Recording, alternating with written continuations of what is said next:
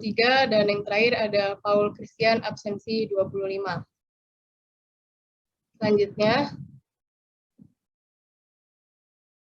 nah, inilah hal-hal yang akan kami bahas dalam pemaparan kami, yaitu terkait identitas pelaku korupsi, jenis korupsi yang dilakukan, putusan hakim dan vonis yang diberikan, dampak ke negara atau masyarakat, dan hal-hal yang dapat dipelajari dari kasus. Sekarang, mari kita langsung masuk ke bagian yang pertama, yaitu identitas pelaku korupsi yang akan dipaparkan oleh Paul. Kepada Paul, dipersilakan.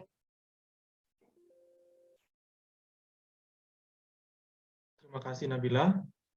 Selanjutnya saya akan menerangkan bagian pertama, yaitu identitas pelaku korupsi. Nomor selanjutnya.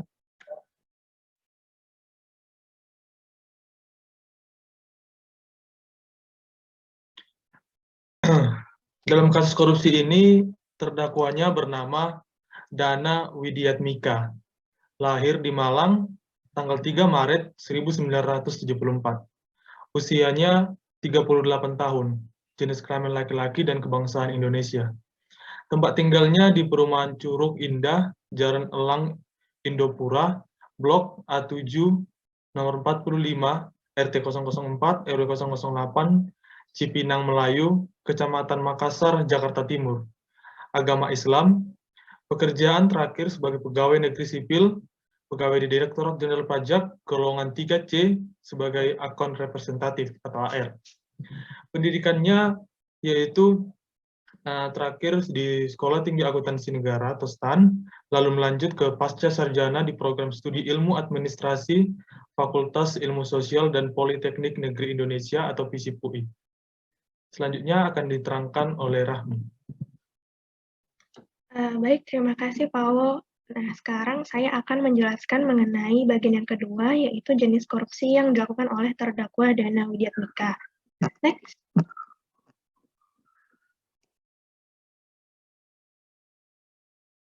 Nah, jadi untuk terdakwa Dana Widiatmika ini, dia melakukan perbarengan perbuatan, namun perbuatan itu harus dipandang secara terpisah dan sendiri-sendiri. Jadi yang pertama itu, dia menerima gratifikasi. Nah, total gratifikasi yang diterima oleh Dana Widiatmika ini senilai 2.750 juta rupiah. Adapun perinciannya yaitu yang pertama, dia menerima 2 miliar yang diperoleh dari hasil negosiasi antara saudara Herli selaku tim pemeriksa pajak dan juga wajib pajak badan yaitu PT Mutiara Virgo dalam hal pengurangan jumlah pajak yang kurang bayar. Jadi dalam negosiasi tersebut disepakati bahwa tim pemeriksa pajak yang dianggotai oleh Herli itu akan menagihkan kurang bayar pajak kepada PT Mutiara Virgo yang dari tadinya itu kurang bayar sebesar 120 miliar menjadi hanya 30 miliar. Dan juga disertai dengan uang imbalan. Nah, uang imbalannya itu yang kemudian dibagikan dan salah satunya melalui rekening dari Dana Widiatmika itu sendiri. Lalu yang untuk kasus kedua yaitu Dana Widiatmika menerima uang senilai 750 juta, 750 juta dari saudara Ardiansyah dan juga Rudi Kurniawan atas pencairan Mandiri Traveler Check. Lanjut. Nah, untuk perbuatan yang kedua, yaitu Dana Widiatmika ini melakukan pemerasan kepada wajib pajak. Nah, jadi untuk kasus yang kedua ini, terdakwa Dana Widiatmika itu ditugaskan sebagai ketua tim dari pemeriksaan pajak khusus untuk wajib pajak badan PT Kornet Trans Utama. Nah, pemeriksaan yang dilakukan oleh Dana dan juga timnya itu menggunakan data eksternal yang bukan berasal dari PT Kornet itu sendiri, dan juga data tersebut tidak melalui validasi dari pengolahan data informasi dari KPP dan juga tidak ditandatangani oleh pimpinan dari PT Kornet itu sendiri, dan itu bertentangan dengan Undang-Undang Nomor 8 Tahun 1997 tentang dokumen perusahaan pada pasal 9, di mana seharusnya dokumen yang digunakan itu adalah dokumen yang berbentuk catatan berupa neraca tahunan ataupun perhitungan laba rugi, dan juga bisa merupakan tulisan tapi menggambarkan neraca dan juga laba rugi dan harus ditandatangani oleh pimpinan atau pejabat yang ditunjuk langsung di lingkungan perusahaan. Nah, dengan pemeriksaan khusus ini, dia berdalih bahwa KPP itu menerbitkan surat keterangan pajak yang kurang bayar itu untuk PT Kornet sebesar 3 miliar dan dia menawarkan untuk mengurangi nilai dari SKPKB itu dan juga meminta imbalan sebesar 1 miliar. Akan tetapi, PT Kornet ini menolak dan dia melakukan perhitungan ulang bersama konsultan pajaknya. Ternyata setelah dihitung, total pajak yang kurang bayar itu hanya sebesar 209 juta rupiah. Dan oleh karena itu, dan juga PPh 21-nya itu nihil. Nah, karena tidak tepat perhitungannya, maka PT Kornet itu mengajukan banding kepada si Dana ini dan juga tim pemeriksanya. Sehingga berdasarkan banding tersebut, maka menyebabkan negara ini mengalami kerugian karena harus mengembalikan total pajak yang telah dibayarkan oleh si PT Kornet Trans ini. Nah, lanjut. Nah, lalu yang ketiga terkait dengan pencucian uang. Jadi sebenarnya si Dana ini dia itu memiliki penghasilan yang resmi itu tuh berasal dari yang pertama itu ada gaji pokok dari PNS, kemudian dia juga sebagai komisaris dari perusahaannya yaitu PT Modern Mobilindo, dan juga dia itu memiliki usaha peternakan ayam, lalu juga usaha Betamart berupa minimarket seperti itu. Nah, akan tetapi ternyata terdakwa itu juga menerima uang di luar penghasilan yang resmi itu yang berasal dari tindak pidana korupsi. Uang tersebut juga secara bertahap ditransaksikan dengan maksud untuk menyembunyikan atau menyamarkan asal-usul dari harta itu.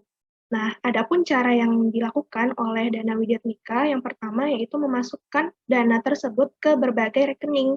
Total yang dimasukkan itu adalah 11 miliar dan juga dalam mata uang dolar yaitu 302.189 US dollar. Lalu yang kedua, dia juga membelanjakan uang tersebut ke dalam bentuk logam mulia, yaitu emas antam seberat 1.100 gram, dan juga tanah dan juga properti. Lalu, boleh lanjut.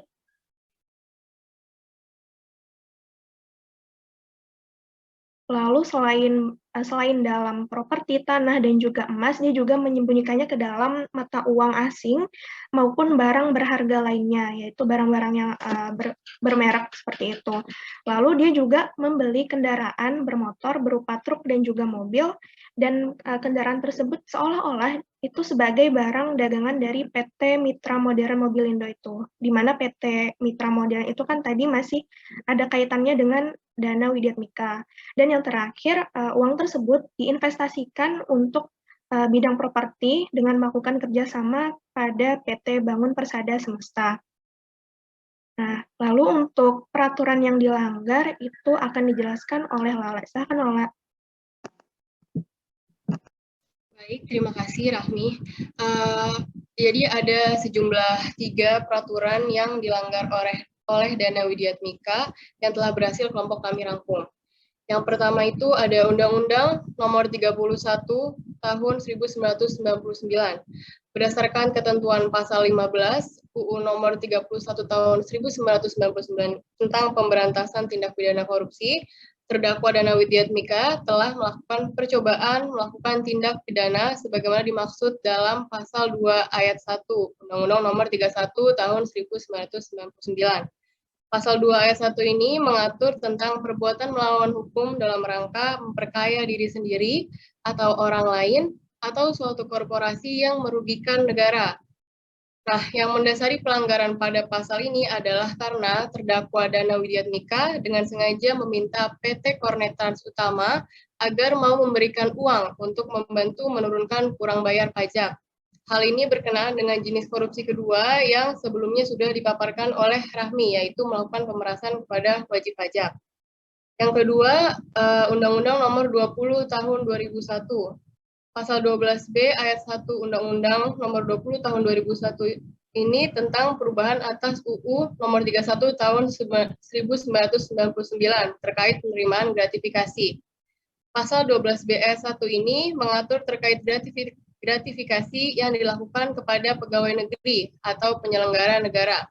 Yang mendasari pelanggaran pada pasal ini adalah karena terdakwa Dana Widiatmika yang saat itu berstatus sebagai pegawai negeri menerima pemberian uang berlawanan dengan tugasnya, atau dalam kata lain, terdakwa menerima gratifikasi. Dan yang terakhir, terdakwa melanggar Undang-Undang Nomor 8 Tahun 2010. Pasal 3 Undang-Undang Nomor 8 Tahun 2010 tentang pencegahan dan pemberantasan tindak pidana pencucian uang, Junto Pasal 65 Ayat 1 KUHP. Pasal 3 Undang-Undang Nomor 8 Tahun 2010 ini berkenaan dengan jenis korupsi ketiga, di mana terdakwa menerima uang yang berasal dari tipikor dan ditransaksikan dengan maksud menyembunyikan atau menyamarkan asal-usulnya, atau dalam kata lain terdakwa melakukan pencucian uang. Demikian yang dapat Rahmi dan saya sampaikan untuk bagian kedua ini. Bagian berikutnya akan dipaparkan oleh Anggitara. Terima kasih. Ya, baik. Selanjutnya, saya Anggitara akan membahas poin ketiga, yaitu putusan dan vonis hakim yang diberikan. Nah, sebelum membahas mengenai putusan akhir dari hakim, saya akan menjelaskan garis besar jalannya putusan hakim dari tingkat tuntutan jaksa penuntut umum sampai dengan Mahkamah Agung. Tertanggal 22 Oktober 2012, terdakwa Dana Widiatmika dituntut pidana oleh Jaksa Penuntut Umum Kejaksaan Negeri sebanyak 5 tuntutan. Tuntutan ini lebih lengkapnya dapat teman-teman lihat pada PDF halaman 54 sampai dengan halaman 121. Saya akan menjelaskan secara singkat mengenai 5 tuntutan oleh Jaksa Penuntut Umum tersebut. Yang pertama, terdakwa dinyatakan bersalah melakukan tindak pidana korupsi sesuai dengan dakwaan yang telah disebutkan oleh Saudari Rahmi sebelum saya. Yang kedua, Jaksa Penuntut Umum menjatuhkan pidana terhadap terdakwa berupa pidana penjara selama 12 tahun. Yang ketiga, terdakwa harus membayar denda sebesar 1 miliar rupiah. Jika tidak dapat membayar, maka akan diganti dengan 6 bulan kurungan.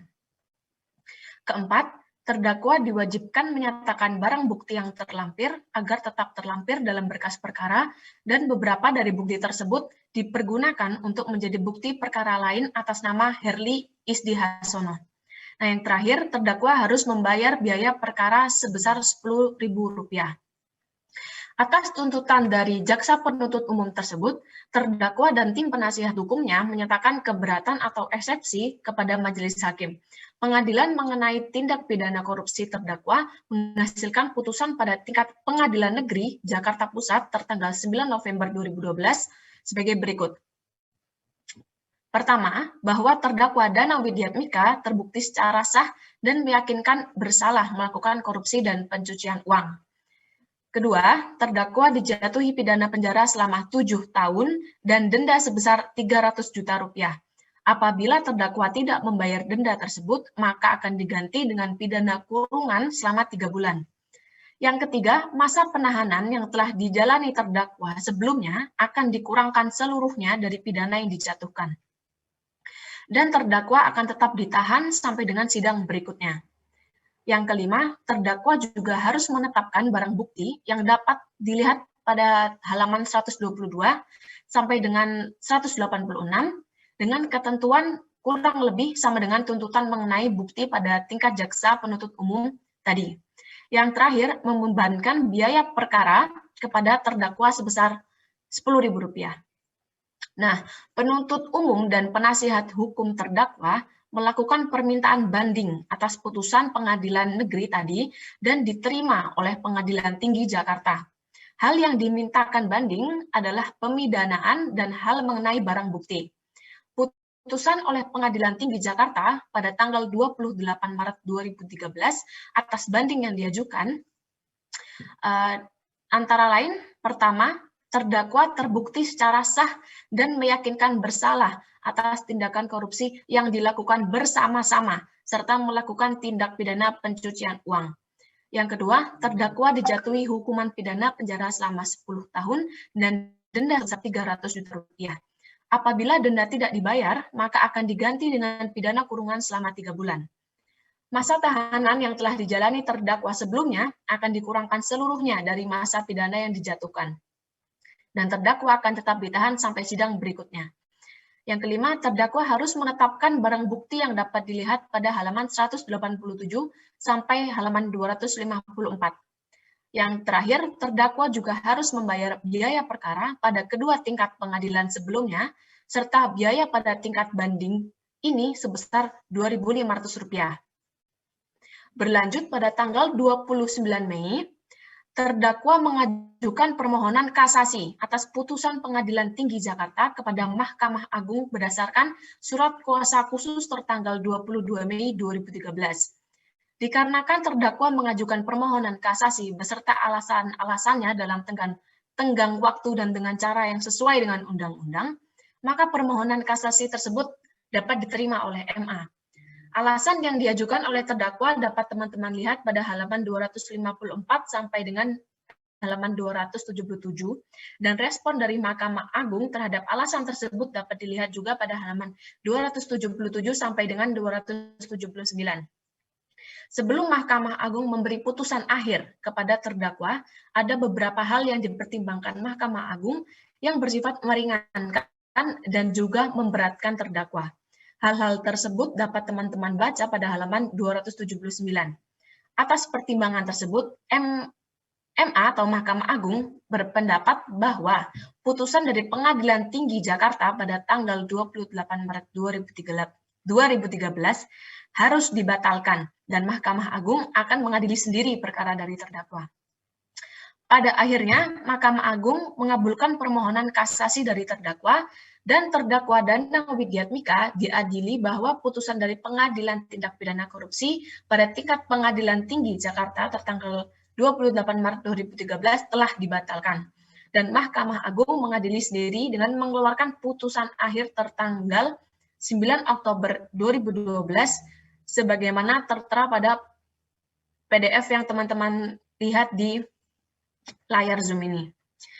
Yang pertama, membatalkan putusan Pengadilan Tindak Pidana Korupsi pada Pengadilan Tinggi Jakarta yang telah mengubah putusan Pengadilan Tindak Pidana Korupsi pada Pengadilan Negeri Jakarta Pusat. Yang kedua, Mahkamah Agung menyatakan terdakwa terbukti sah dan meyakinkan bersalah melakukan tindak pidana korupsi yang dilakukan secara bersama-sama dan pencucian uang. Yang ketiga, terdakwa dihukum pidana penjara selama 13 tahun dan denda sebesar Rp1 miliar dengan ketentuan apabila tidak dibayar maka diganti dengan pidana kurungan selama 8 bulan. Yang keempat, menetapkan masa penahanan yang telah dijalani terdakwa sebelumnya akan dikurangkan seluruhnya dari pidana yang dijatuhkan. Selanjutnya. Yang kelima, menetapkan agar terdakwa tetap ditahan. Yang keenam, menetapkan barang bukti yang terlampir dalam file putusan untuk dipergunakan dalam perkara lain atas nama Herli Isdahasono. Barang bukti yang terlampir pada PDF itu sangat banyak, teman-teman, ada kurang lebih 67 halaman, bisa dilihat sendiri sesuai halaman yang sudah saya sebutkan tadi. Dan yang terakhir, nomor 7, membebankan terdakwa untuk membayar biaya perkara dalam semua tingkat pengadilan, antara lain tadi pertama tingkat penuntut jaksa penuntut umum Kejaksaan Negeri sebesar Rp10.000, yang kedua tingkat Pengadilan Negeri Jakarta Pusat sebesar Rp10.000, yang ketiga tingkat Pengadilan Tinggi Jakarta sebesar Rp2.500, dan yang terakhir tingkat kasasi pada Mahkamah Agung Republik Indonesia sebesar Rp2.500. Selanjutnya, poin keempat dari presentasi kami akan dijelaskan oleh teman saya, Alfiza. Terima kasih. Baik, terima kasih Anggi. Selanjutnya yaitu dampak korupsi terhadap negara atau masyarakat berdasarkan kasus Dana Widiatmika ini. Selanjutnya. Yang pertama adalah rusaknya citra dari Ditjen Pajak sendiri dan persepsi masyarakat terhadap aparat pajak. Semakin tinggi tingkat praktik korupsi perpajakan, maka semakin meningkat ketidakpercayaan wajib pajak terhadap Ditjen Pajak dan aparat pajak. Hal ini akan menimbulkan persepsi bahwa semua aparat sama saja, meskipun itu dilakukan oleh oknum. Apabila aparat pajak menerima gratifikasi atau suap, masyarakat akan berpikir bahwa akan ada potensi-potensi korupsi jenis lainnya yang bisa dilakukan oleh aparat pajak. Wajib pajak merasa khawatir bahwa iuran pajak yang dibayarkan oleh wajib pajak yang seharusnya digunakan untuk membangun bangsa dan negara justru digunakan oleh aparat pajak untuk memperkaya diri sendiri. Selanjutnya, yang kedua yaitu apabila kepercayaan wajib pajak menurun terhadap aparat pajak, ketidakpatuhan wajib pajak akan membayar pajak semakin meningkat. Selanjutnya, korupsi di sektor perpajakan juga merugikan potensi penerimaan negara karena menurunnya kepercayaan wajib pajak untuk membayar pajak tadi, sehingga menurunkan kemampuan negara dalam membiayai program-program kesejahteraan.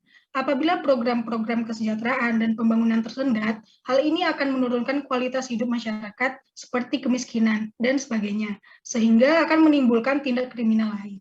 Berikutnya akan dijelaskan oleh Dea. Terima kasih. Baik, terima kasih Alfiza. Untuk yang terakhir, yaitu bagian 5, saya akan menjelaskan mengenai hal-hal yang dapat dipelajari dari kasus Dana Widyatmika ini. Nah, yang pertama, sebagai calon ASN, kita harus berintegritas tinggi. Nah, integritas sendiri merupakan bertindak secara konsisten antara apa yang dikatakan dengan tingkah lakunya sesuai nilai-nilai yang dianut. Nah, nilai-nilai yang dianut ini meliputi yang pertama ada nilai spiritualitas, yaitu sebagai ASN kita harus jujur dan amanah dalam mengemban tugas sebagai ASN. Dan yang kedua, patuh terhadap aturan yang berlaku serta loyal kepada negara. Dan yang ketiga, mematuhi kode etik ASN dan kode etik instansi di tempat kerja. Nah, yang kedua, hal yang dapat dipelajari adalah seperti yang disebutkan oleh Paul tadi, bahwa Dana Widyatmika ini merupakan alumni Sekolah Tinggi Akuntansi Negara atau yang saat ini berganti nama menjadi PKN STAN.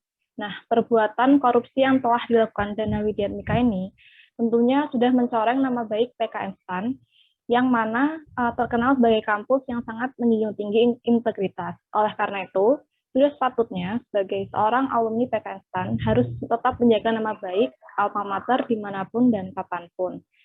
Sekian presentasi dari saya.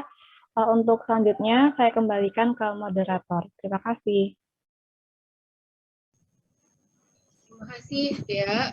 Baik, Alhamdulillah selesai sudah pemaparan dari kelompok kami terkait putusan nomor 1540 K/Pitsus/2013 dengan terdakwa Dana Widyatmika. Semoga dari kasus ini kita mampu memetik hal-hal positif untuk bisa dijadikan pelajaran dan menjauhkan diri dari hal-hal yang bisa menjerumuskan kita pada berbagai macam keburukan dan malapetaka. Amin. Sekian pemaparan dari kami. Apabila terdapat perkataan dan hal lainnya yang kurang berkenan, kami dari kelompok 2 mohon maaf. Terima kasih. Assalamualaikum warahmatullahi wabarakatuh. Waalaikumsalam warahmatullahi wabarakatuh. Berapa tahun jadi vonisnya dia?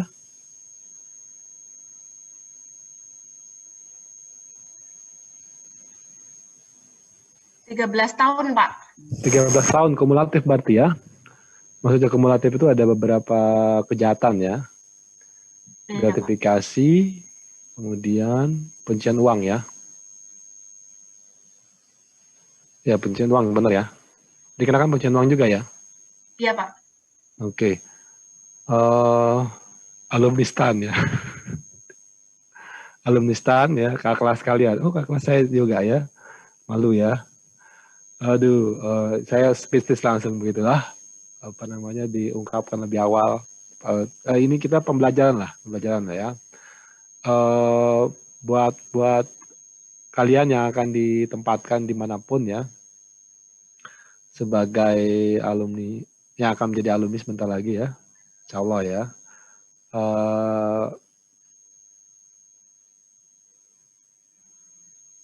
Kewenangan ya, kekuasaan ya, yang akan melekat kepada diri kalian, apalagi di sektor penerimaan negara, khususnya perpajakan dan bea cukai, itu boleh katakan bisa membawa kebaikan ataupun nanti bisa juga membawa keburukan ya.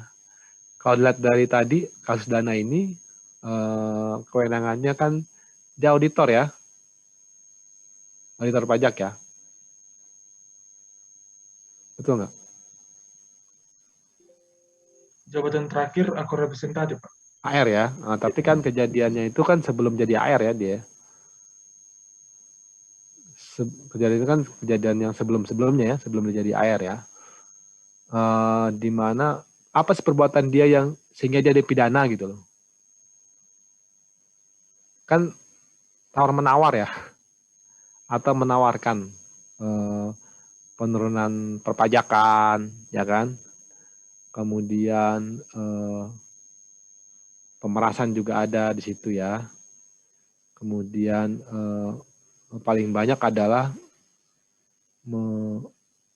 memberikan tawaran ya kepada wajib pajak supaya kewajiban pajaknya bisa lebih rendah kan gitu. Dan pengetahuan itu ya kalian dapatkan atau dana dapatkan pasti dari selama dia kuliah di Pakistan ya. Selama dia kuliah di Pakistan dia belajar tentang akuntansi ya, dia belajar tentang bagaimana mengotak-atik laporan keuangan kan gitu ya. Bagaimana dia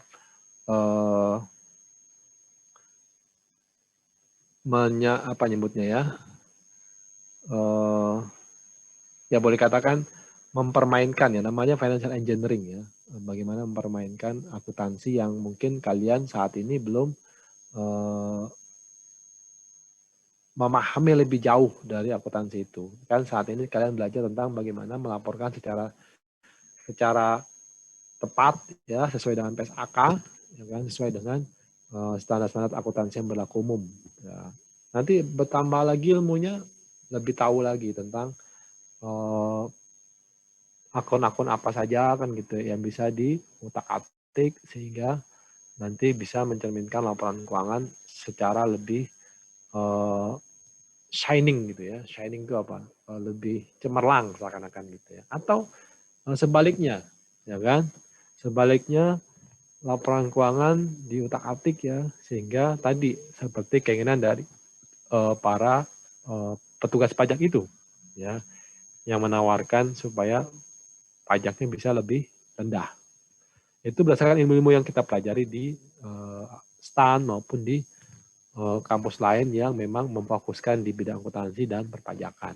Nah, dana ini kan dihukum karena tadi ya, karena dia menawarkan itu, kemudian dia menerima hadiah ya atau pemberian dari si wajib pajak yang diberikan ininya apa namanya jasanya itu ya.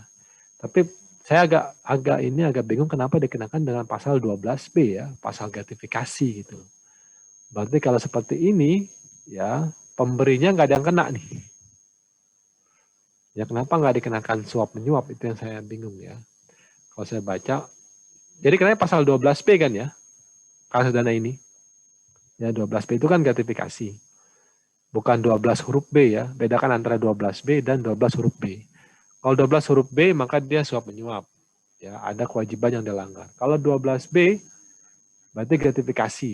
Gratifikasi maka pemberinya belum tentu dikenakan sanksi. Ya, di sini nggak ada yang dikenakan sanksi. Hanya Dana Widyatmika dan tim yang lain ya. Dalam hal ini setelah Dana kan ini juga tuh kena juga tuh Pak Herli Ismianto itu juga kena. Dan setelah kasus Dana ini selesai. Ya. Nah, saya bertanya-tanya itu ya, kenapa aku dikenakan pasal gratifikasi bukan pasal suap ya? Kalau suap kan berarti yang memberikan juga harusnya kena.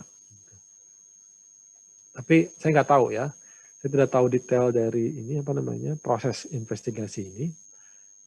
Cuma yang saya ingat ya, kasus dana ini yang menangani dulu adalah jaksa dari Kejaksaan Pusat ya, dari Jaksa Agung Muda Tindak Pidana Khusus yang orangnya itu masih muda juga.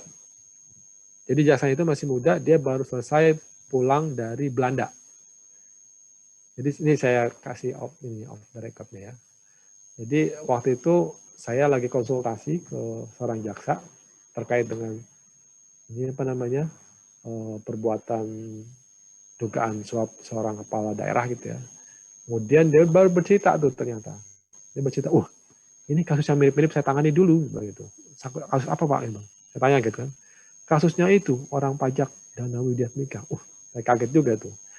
Dia baru cerita bahwa saya tuh baru pulang dari Belanda. Dari Belanda. Baru saya pendidikan dia dari Belanda. Kemudian langsung ditugaskan kasus ini. Kasus Dana Widiatmika ini. Boleh dikatakan agak tricky ya, dalam pengertian agak tricky itu kan dana ini ditahan langsung ya. Dan itu langsung ditahan nih supaya dia ada tujuannya, supaya dia tidak merusak ya, supaya tidak merusak barang bukti yang akan dicari oleh jaksa. Sebenarnya awal-awal ini kasus ini terungkap di media, jaksanya masih bingung tuh ya. Jaksa masih bingung ini bukti dari mana yang bisa dia dapatkan. Karena informasi itu baru dari satu pihak. Tapi tadi ya, bahwa kejahatan itu pasti ada jejaknya. Pasti ada jejaknya. Nah, jejak itu muncul dari yang travel check itu. Tadi ada kan disebut travel check ya? Ya, berapa? 750 juta ya? Betul nggak, Paul? Ada, Pak. Ya, dari travel check itu ada ya tadi ya. Nah, itu muncul dari situ jejaknya. Jadi, begitu dia lihat ada travel check itu, dia telusuri berlanjut. Ini nanti kalian tahu istilah auditing nggak? Ada istilah auditing apa aja dalam auditing? Ada poaching, ada tracing, ya kan? Tracing ngapain kalau tracing? Masih ingat nggak? Dari buku besar ke dokumen sumber. Apa dari dokumen sumber ke buku besar? Dokumen sumber. Dari Dokumen sumber, Pak. Dari dokumen sumber ke Buku besar, besar. ya. Buku besar. Nah, atau poaching dari buku besar ke dokumen sumber. Nah, itu teknik audit dipergunakan tuh. Ya, kita belajar itu. Jadi berkatakan begitu dia melihat ada travel check, ya, kita samakan dengan buku besar lah ya. Ada travel check nih. Travel check kan berarti orang yang mencarikan travel check harus menyantumkan identitas diri. Nah ya, orang yang mencantumkan travel check itu harus mencantumkan identitas diri. Nah, dia yakin, ini berarti ada yang mencantumkan identitas diri. Travel check itu dia minta ke bank, dia minta salinan-salinannya. Siapa yang mencairkan travel check ini. Ini investigasi, nanti kalian belajar di akuntansi forensik ataupun kalau nanti mendalami ingin menjadi penyidik ya di PPNS di GP, saya introduce aja. Nah kemudian setelah itu baru dia dapat identitas diri itu, ya siapa orang-orang yang mencarikan travel check ini, dipanggil, dicari satu-satu ya, cari kemudian dapat salah satunya orang yang dari Batam. Nah, dan hebatnya ini pelakunya udah canggih nih, ini namanya kejahatan kerah putih nih ya, kayak gini ya.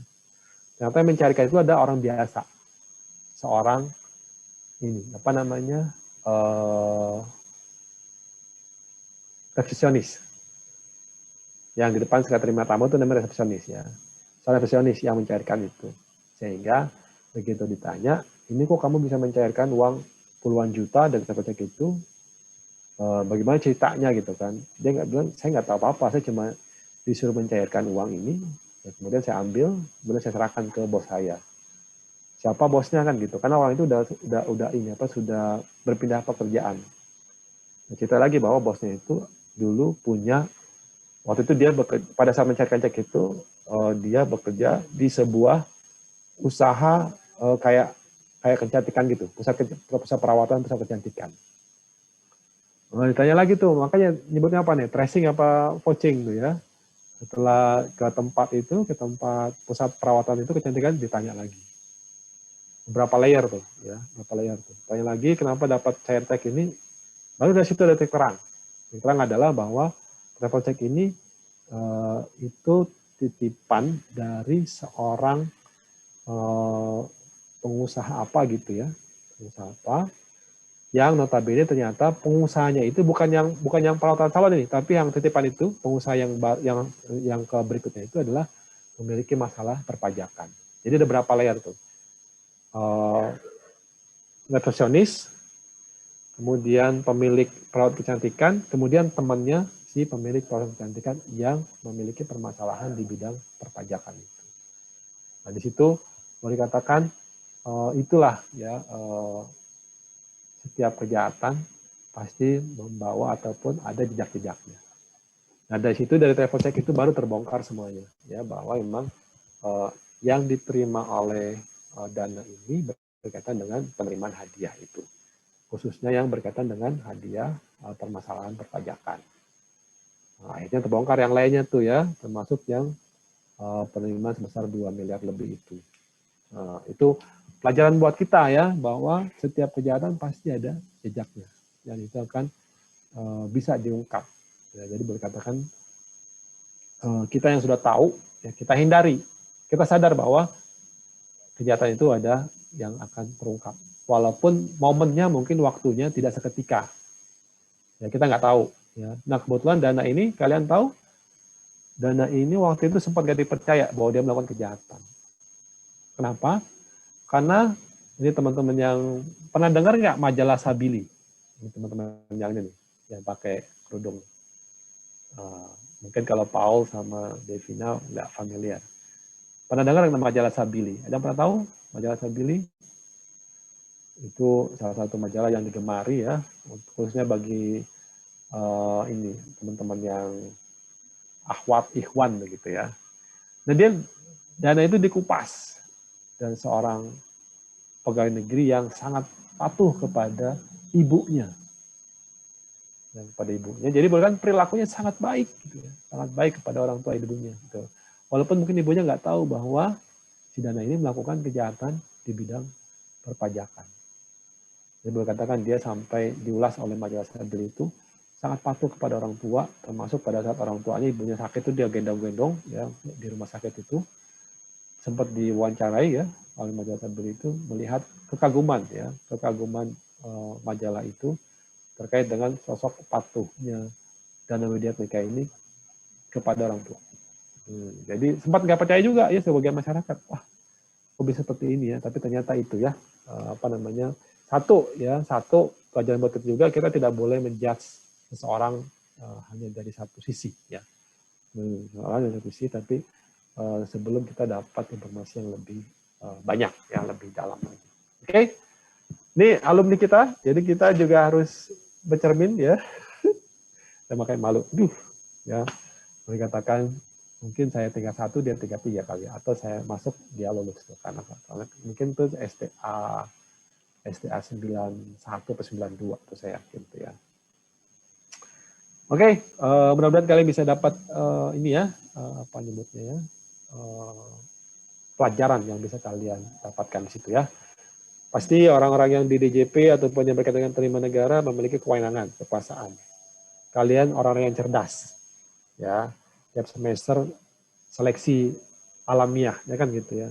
Berarti pengetahuan akuntansinya sudah hebat. Perpajakannya sudah dapat.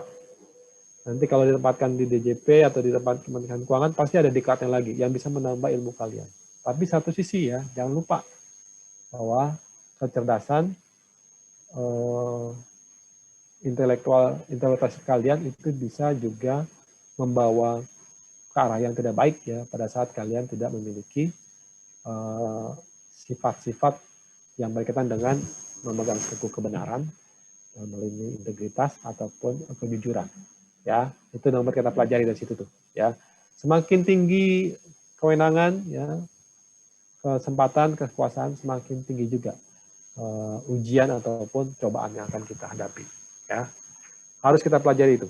Oke, thank you buat grup yang telah mempresentasikan. Ya, kita beri aplaus di emoji kita. Oke, sekarang kita udah lihat UNCSC. Ya, ini masih berkaitan dengan UNCSC, termasuk juga strategi-strategi, ya, strategi-strategi yang diterapkan oleh pemerintahan ya, yang baik itu periodenya Pak B.J. Habibie ya, periodenya Abdurrahman Wahid atau Gus Dur ya, periode kepemimpinan Ibu Megawati ya, periode kepemimpinan Pak SBY ya, periode kepemimpinan Pak Jokowi yang sekarang ini ya. Nah, di periode yang Pak Jokowi ini itu sudah ada ini apa namanya strategi ya, yang disebut dengan Stranas ya, strategi nasional, karena ini kejahatan kerah putih ya, kejahatan kerah putih, sehingga perlawanannya itu ya, membasminya itu, memeranginya itu juga harus secara terstruktur ya, secara terencana ya. Makanya di sini ada Stranas nih ya, strategi nasional dalam rangka mencegah ya, mencegah itu bagian dari memberantas ya. Jadi kalimat pemberantasan itu adalah dua aspek ya, aspek pencegahan dan aspek penindakan ya. Aspek pencegahannya sekarang ini diupdate nih ya, terakhir 2018, nanti coba kita cari Stranas terbaru ya. Maka kita dapat yang ini dulu ya, Stranas 2018 itu fokus kepada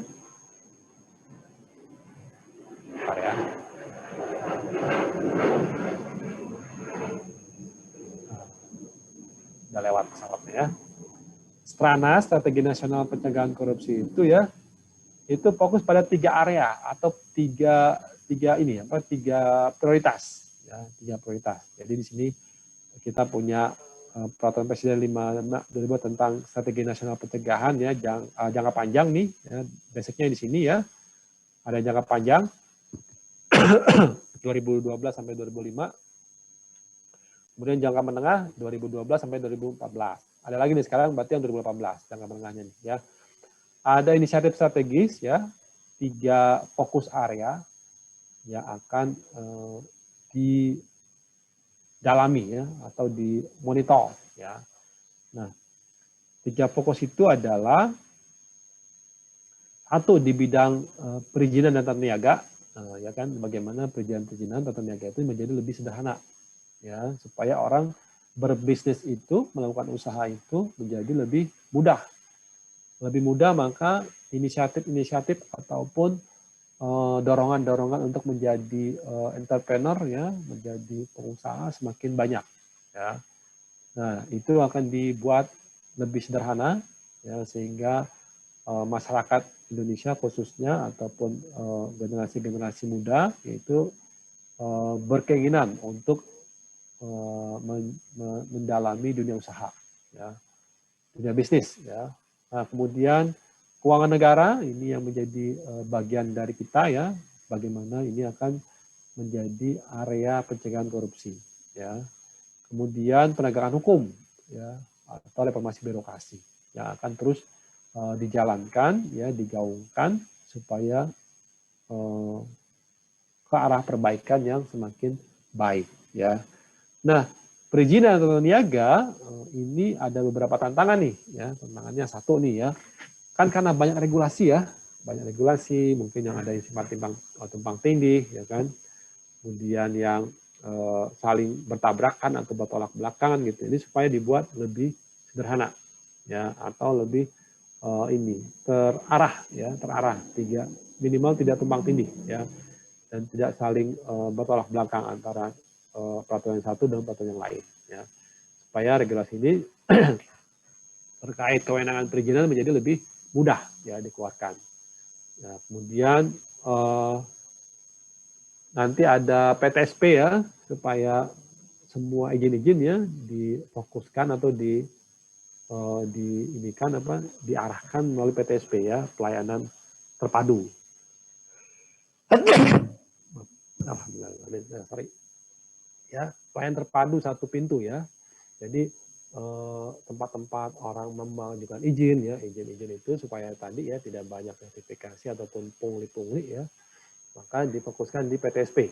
Jadi satu Pemda itu punya satu PTSP ya.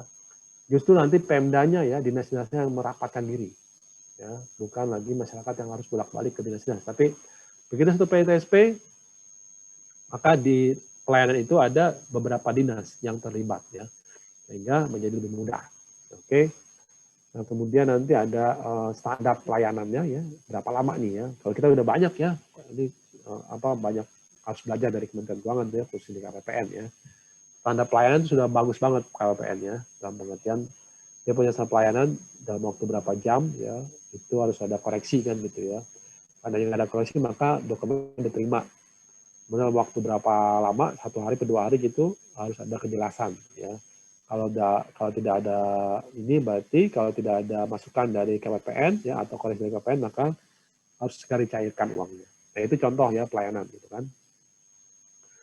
Kemudian masyarakat ya, masyarakat supaya dilibatkan ya dalam proses mengawasi ya, proses pengawasan. Nah, kemudian bagaimana mengurangi praktek monopoli ini ya, praktek monopoli penguasaan sumber-sumber ekonomi ya di sektor-sektor strategis khususnya gitu kan, di sektor pertanian, kelautan, nah itu supaya dibuka ruang ya, dibuka ruang untuk investasi dan terjadi persaingan yang sehat. Ya, kemudian nanti pelaku usaha ya supaya juga diajak untuk terlibat dalam mencegah korupsi. Nah, kemudian bagaimana membangun habit baru dengan cara-cara baru ya, cara kerja yang baru atau budaya baru supaya bisa mencegah korupsi ya, khususnya di sektor swasta ya, swasta nih. Ini tantangan-tantangannya ya, sehingga tadi ya ada upaya-upaya percepatan tuh. Ya, ada pelimpahan kewenangan ya, yang tadinya dinas itu mengeluarkan masing-masing izin, dan sekarang satu aja. Ya, satu izin nanti dinas-dinas yang merapat. Kemudian elektronik, ya kan, mengajukan elektronik. Kemudian bentuk mall kan itu ya, mall pelayanan publik kan gitu ya, sehingga masyarakat itu nyaman ya dalam mencari pelayanan. Saya kemarin pas mengurus ini izin pemakaman orang tua juga gitu ya, cukup pakai gadget aja dia. Pakai gadget kita ngajukan, dia pakai gadget langsung Pak, udah hari seketika dia langsung, oh ya nih, ini yang ditumpang di sini, langsung jadi enak ya, tidak perlu menunggu lagi gitu kan. Ini bagaimana pemanfaatan teknologi informasi ya supaya bisa mempermudah perizinan.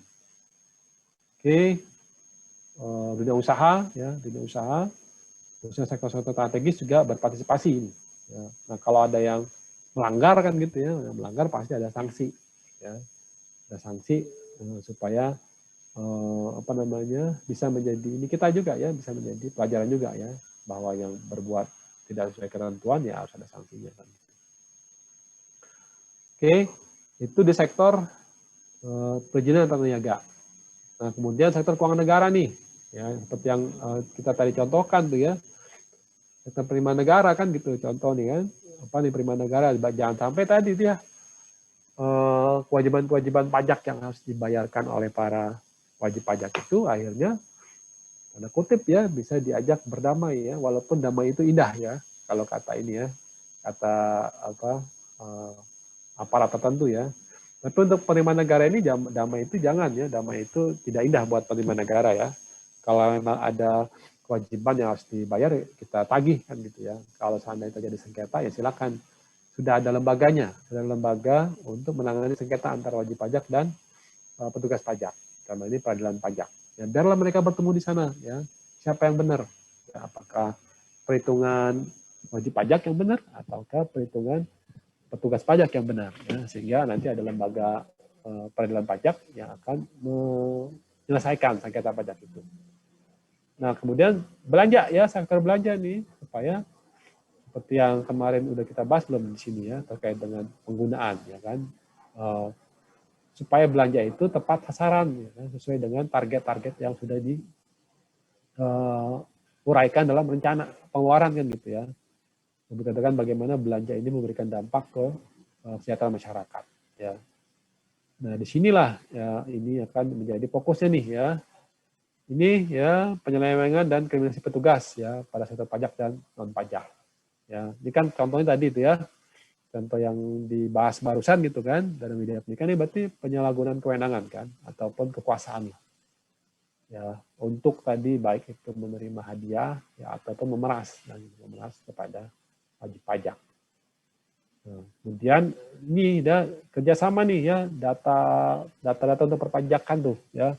Selama ini DJP ya sangat mengandalkan data dari WP, ya dari wajib pajak, sehingga benchmark-nya nggak ada nih, yang boleh katakan data pembandingnya tidak ada. Sekarang udah jauh lebih baik ya, lebih baik, sehingga dengan DJP itu memperoleh akses ke badan pertanahan, ya, ke perbankan, ya, ke data kendaraan, ya, ke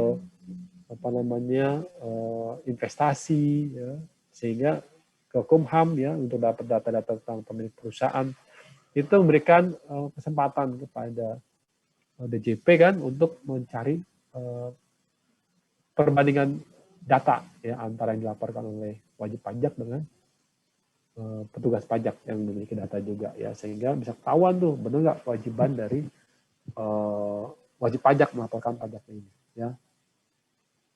Kemudian integrasi antara proses kebijakan ya kan, kebijakan itu kan di pemerintah pusat kan gitu ya. Kebijakan-kebijakan APBN itu kan, kemudian nanti di RAPBN-nya kan gitu ya, kemudian baru jadi APBN jadi belanja, khususnya belanja nih ya, realisasinya itu supaya lebih terintegrasi ya. Kemudian pengadaan barang jasanya ya kan, karena begitu direncanakan tersedia anggarannya, udah tersedia uangnya, dibelanjakan kan gitu ya. Belanja salah satunya adalah pengadaan barang jasanya. Itu diperbaiki terus ya. Kita udah punya LKPP ya, lembaga kebijakan pengadaan barang jasa ya. Sudah ada sistem pengadaan secara elektronik ya atau e-procurement. Ya, kemudian LKPP bertindak sebagai konsultan ya bagi para satker ya kalau dia mengalami kesulitan ataupun kendala dalam proses pengadaan. Oke. Kemudian terkait dengan penegakan hukum nih ya, penegakan hukum dan reformasi birokrasi ya, kita harapkan bahwa penegakan hukum itu lebih terkoordinasi ya, lebih terkoordinasi antara penegak hukum ya, khususnya berkaitan dengan pertukaran data ya. Data kita udah bagus nih sekarang, udah National Single Window itu ya, antara DJP dan Bea Cukai sudah terintegrasi ya, sehingga data penerimaan negara dari kepabeanan ya kan itu terintegrasi dengan data yang perpajakan gitu kan. Jadi begitu pajak ingin melihat atau memeriksa perusahaan-perusahaan yang melakukan ekspor ataupun impor ya, udah punya datanya tuh ya, data awalnya udah punya dari DJP Bea Cukai ya. Nah, kemudian era digital ya, di mana kejahatan juga semakin berkembang, sehingga penegak hukum juga harus semakin mengikuti perkembangan ya. Oke, kemudian ini ya penyelewengan tidak dipungkiri ya, masih ada penyelewengan yang dilakukan oleh penegakan hukum. Nah, kemudian ini bagaimana menguatkan pengawas internal ya, inspektorat ya, inspektorat baik di pusat ya, dalam hal ini BPKP ataupun inspektorat jenderal ya, atau inspektorat utama kalau di kementerian non departemen, atau pengawas internal ya di BLU ya, atau ya pengawas internal di BUMN juga bisa gitu ya, ada di Perum, atau di pemerintah daerah nih ya, dalam ini inspektorat provinsi maupun inspektorat daerah ya, ini supaya lebih kuat ya. Memang jadi tanda tanya nih ya, karena kan inspektorat itu bertanggung jawab kepada pimpinan ya. Misalnya kalau di pemerintah pusat, inspektorat jenderal di sebuah kementerian bertanggung jawab kepada menteri. Betul itu memang, karena memang tugasnya adalah membantu pimpinan kan gitu ya, membantu pimpinan supaya bisa mengawasi kan gitu. Nah pertanyaannya, kalau menterinya yang bermasalah bagaimana? Ya itu berarti penegak hukum yang harus bertindak ya, jangan disalahkan lagi inspektoratnya kan gitu. Inspektorat memang tidak akan ke arah sana, karena memang dia tugasnya mengawasi peer-nya kan gitu ya, mengawasi rekan-rekannya. Di daerah pun demikian ya, kalau ada inspektorat daerah ya kan mengawasi dinas-dinas ya, peer-nya dia dinas-dinas ya, badan-badan daerah itu mengawasi seperti itu. Termasuk di bawahnya. Kalau kepala daerahnya, bupatinya, ya itu berarti bukan tugasnya si inspektorat ya, karena nggak mungkin dia melampaui kewenangannya dia. Karena tadi dia membantu, dia unsur pimpinan ya, untuk membantu pimpinan. Kalau pimpinan yang bermasalah, berarti harus ada upaya penegakan hukum. Ya, harus ada pihak lain yang mengingatkan si kepala daerah tersebut. Nah, harapannya adalah tercipta tata kelola nih ya. Oke, di sini. Nah, yang pertanyaan adalah kualitasnya nih, ya. Kualitas dari para inspektorat ataupun dari SDM-nya yang berkecimpung di pengawasan internal. Bagaimana dia bisa meningkatkan kapabilitasnya, meningkatkan kompetensinya ya, sehingga dia bisa melakukan audit, dia bisa menjadi consulting ya, dia bisa melakukan pengawasan untuk mencegah orang lain berbuat keliru atau berbuat salah. Nah, itu 3 area ya, 3 fokus prioritas yang dicanangkan ya dalam bentuk instruksi presiden ya untuk fokus di 3 skala prioritas pemberantasan korupsi. Tadi di perizinan dan tata niaga, kemudian di pengelolaan keuangan negara ya, baik sektor penerimaan maupun pengeluaran, kemudian di sektor ini penegakan hukum ya, khususnya penegakan hukum dan pengawas internal ya. Itu ini apa namanya 3 area yang menjadi fokus Stranas strategi, bukan dalam pengertian area yang lain tidak menjadi perhatian, enggak, tapi yang skala prioritas. Memang semuanya seperti itu ya. Skala prioritasnya mau diambil yang mana? Oke.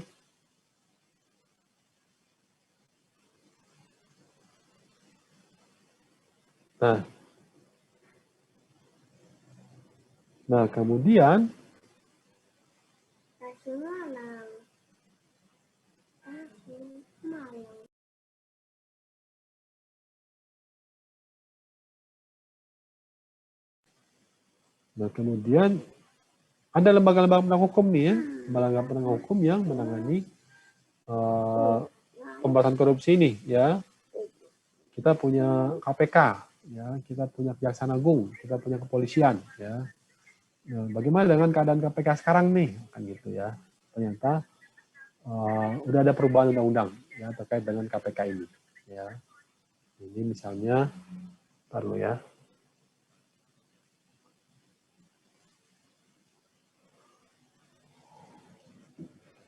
Ya, udah ada perubahan-perubahan nih ya terkait dengan keadaan dari Komisi Pemberantasan Korupsi kita ya. Ini undang-undang terbaru ya, undang-undang terbaru yang berkaitan dengan lembaga KPK ya. Saya dulu masih pakai undang-undang yang lama ya. Nah, sekarang pakai yang baru nih ya. Diatur nih ya. Pertama berubah pasal 3 nih. Ya. Pasal 3 berubah. Sekarang KPK itu di sini nih ya. KPK itu bagian dari rumpun kekuasaan eksekutif. Nah, jadi ini enggak independen lagi. Sebelumnya lembaga independen. Ya. Sekarang lembaga negara dalam rumpun kekuasaan eksekutif. Ya. Makanya ininya ASN tuh sekarang status pegawainya ya. Kalau sebelumnya enggak. Sebelumnya adalah lembaga independen, lembaganya independen. Nah sekarang lembaganya menjadi bagian kekuasaan eksekutif, tapi pelaksanaan tugasnya, nih ya, pelaksanaan tugasnya independen, ya pelaksanaan tugasnya independen, lembaganya masuk ke rumpun eksekutif. Nah itu. Kemudian terkait dengan asas-asasnya, ya asas-asasnya. Kepastian hukum tetap sama, pertukaran keterbukaan tetap ada, ya kemudian akuntabilitas tetap ada, ya kemudian kepentingan umum dan proporsionalitas tetap ada nih. Yang ditambahkan apa? Ditambahkan ini ya penghormatan terhadap hak asasi manusia. Ya, ini tambahan yang baru nih, ya penghormatan terhadap HAM. Ya makanya proses investigasi juga harus menghormati HAM. Ya, proses penyadapan juga harus menghormati HAM. Proses pemeriksaannya juga harus menghormati hak asasi manusia. Itu, ya. Nah, kemudian tugasnya apa? Ya, tugasnya KPK apa? Nah, ini sangat fundamental di sini, ya. Karena diurutkan nih ya, 1 melakukan pencegahan dulu, ya. Tindakan pencegahan. Tindakan pencegahan, tugasnya dia. Kemudian baru koordinasi. Ya, koordinasi dengan instansi yang berwenang, dalam ini adalah melakukan koordinasi kepada kejaksaan dan kepolisian. Ya, kejaksaan dan kepolisian yang menangani juga kasus korupsi. Ya, jadi di sini setelah dia mencegah, ya kemudian menjadi koordinator dalam memberantas korupsi, ya koordinator ini apa namanya instansi yang berwenang. Kemudian monitoring penyelenggaraan pemerintahan. Ya, jadi penyelenggaraan pemerintahan dimonitor sebagaimana atau seberapa jauh ininya tata kelolanya sehingga bisa menurunkan ya potensi-potensi terjadinya korupsi atau mitigasi terjadinya korupsi. Kemudian baru supervisi, ya supervisi terhadap instansi yang berwenang. Nanti dia supervisi kepada kepolisian maupun kejaksaan ataupun BPK ataupun BPKP ya yang membantu dalam proses investigasi. Baru di bawahnya nih ya melakukan penyidikan dan penuntutan ya. Jadi tetap ada tugasnya ini tapi sekarang paling bawah ya, paling bawah. Oke, kemudian melaksanakan tindakan penegakan hakim ya. Ya kalau ada putusan hakim-hakim yang menyatakan bahwa ini diduga melakukan sumpah palsu ya atau menghalangi proses penyidikan, nah itu dikenakan dengan pasal ini ya. Jadi ininya nih prinsip banget nih kalau kita lihat ya dengan yang lama nih ya. Ini kan yang baru nih. Yang lama coba kita lihat ya.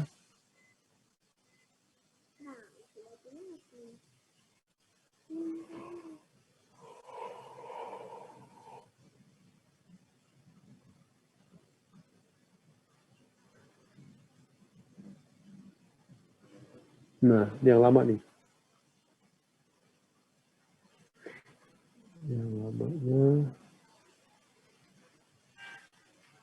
Ini yang lama ya. Dulu bukan pencegahan yang nomor 1 ya. Yang nomor 1 koordinasi. Ya, sekarang kan nomor ini yang A nih ya. Sekarang kan jadi nomor 2 ya. Setelah mencegah dia baru koordinasi kan gitu ya. Koordinasi kemudian dia supervisi sebelumnya nih ya. Dan baru nih penyelidikan ya di nomor 3. Kalau sekarang di nomor berapa tuh? 6 apa 5 tuh ya. Penindakan baru ya ini melakukan pencegahan tuh. Dan sini monitoring nih. Sekarang kan pencegahan dan monitoring di atas ya. Ya monitoring di atas jadi dia berupaya untuk memperbaiki dulu. Perbaiki nanti baru kalau ada yang salah, kalau ada yang nggak bisa diperbaiki baru ada upaya represifnya. Ada upaya untuk menindaknya. Ya.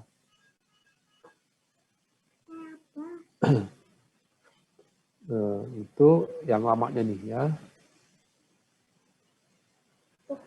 Oke.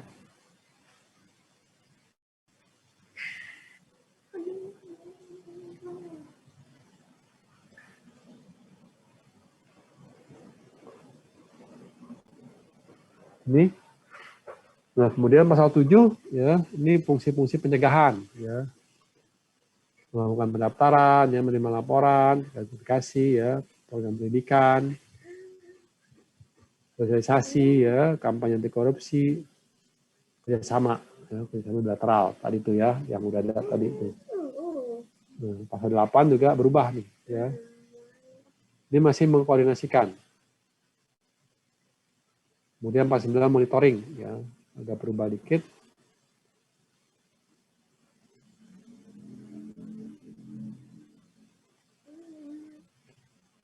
Oke, kemudian baru tuh ya pasal 11 nih ya. Siapa yang ditangani oleh KPK sekarang ini? Bukan gitu. Nah, ini sekarang kriterianya 2 aja. Kriteria 2 yang ditangani oleh KPK kalau terjadi tindak pidana korupsi. 1, di situ bila ada penegak hukum. Ya, bila ada penegak hukum, maka nanti bisa ditangani oleh KPK. Ya, atau penyelenggara negara atau orang lainnya yang bisa dikenakan dengan tindak pidana korupsi. Kemudian yang kedua, syaratnya bersamaan berarti ya bersamaan. Kerugian negara sedikitnya 1 miliar, tetap sama nih. Kalau yang sebelumnya ada yang namanya meresahkan masyarakat. Sekarang udah nggak ada. Meresahkan masyarakat sudah dihapus. Nah, makanya 2 kategori ya. melibatkan penegak hukum atau penegak negara.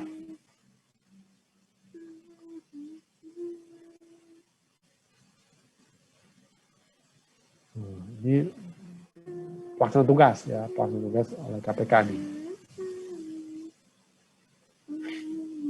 Nah, kemudian baru 12A nih. Oke.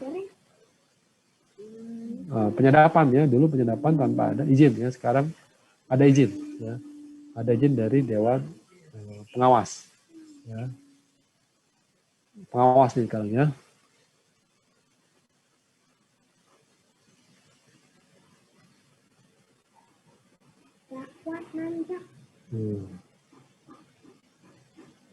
Nah, kemudian baru pasal 12B nih ya, 12B nih. Ya, tadi yang berkaitan dengan gratifikasi itu, ya.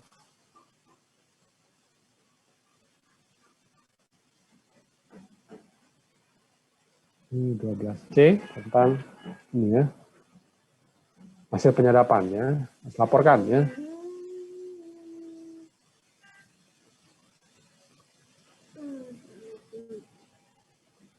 Ini kewajiban komisi ya pada saat pemberlakuan undang yang baru itu.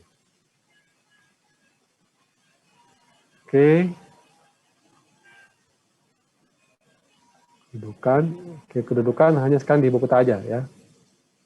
Yang di pasal 2 ayat 2 peraturan sebelumnya boleh diberikan kesempatan untuk mendirikan kantor perwakilan. Nah, sekarang dihapus nih. Ya. Kemudian dulu ada dewan penasehat. Nah, sekarang udah nggak ada penasehat. Yang ada adalah dewan pengawas. Nah, dewan pengawas nih. Jumlahnya 5 orang dewan pengawas itu. Ya. Jumlah pengawas 5 orang. Oke. Pengawas dari ketua ya, ketua merangkap anggota, kemudian wakil ketua, sekretaris anggota. Jadi sudah lebih lebih powerful harusnya ya, lebih powerful karena peraturannya sudah dirubah.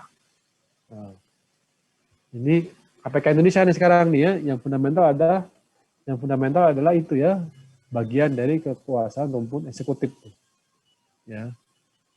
Nah, sebelumnya enggak seperti itu ya, sebelumnya tidak seperti itu, tidak secara nyata menyatakan bahwa KPK itu di bawah eksekutif, enggak ya. Nah, tadi ya, dia lembaga independen. Kalau sekarang bukan lembaga independen, tapi proses investigasinya independen. Lembaganya menjadi lembaga bagian dari rumpun eksekutif ya.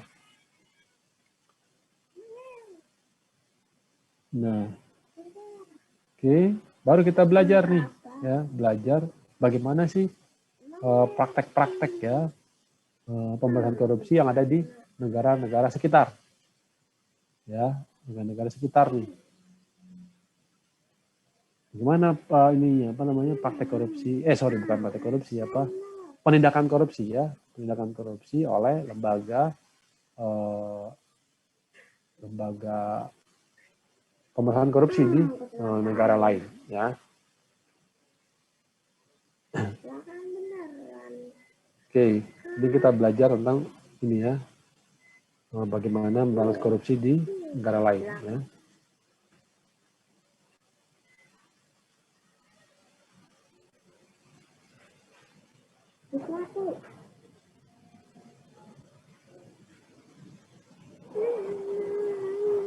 Nah, ini ada 2 yang kita pelajari nih, ada 3 ya. Ada ICAC ya, ini punyanya Hong Kong nih. Ya, kemudian ada CPIB, punyanya Singapura. Ya. Ini ICAC Hong Kong, ini CPIB Singapura. Nah, framework-nya bagaimana? Ya, kerangka kerjanya, kerangka alur pekerjaannya bagaimana? Nah, framework-nya pertama enforcement, ya, penegakan hukumnya nih.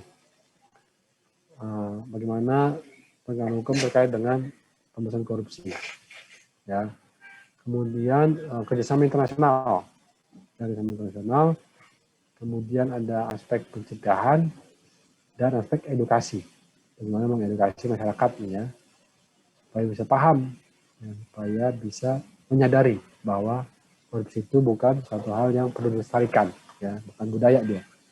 Korupsi itu adalah yang diperangi, ya, yang diberantas, ya, yang diberantas karena membawa dampak yang kurang bagus bagi kesejahteraan nasional. Ya.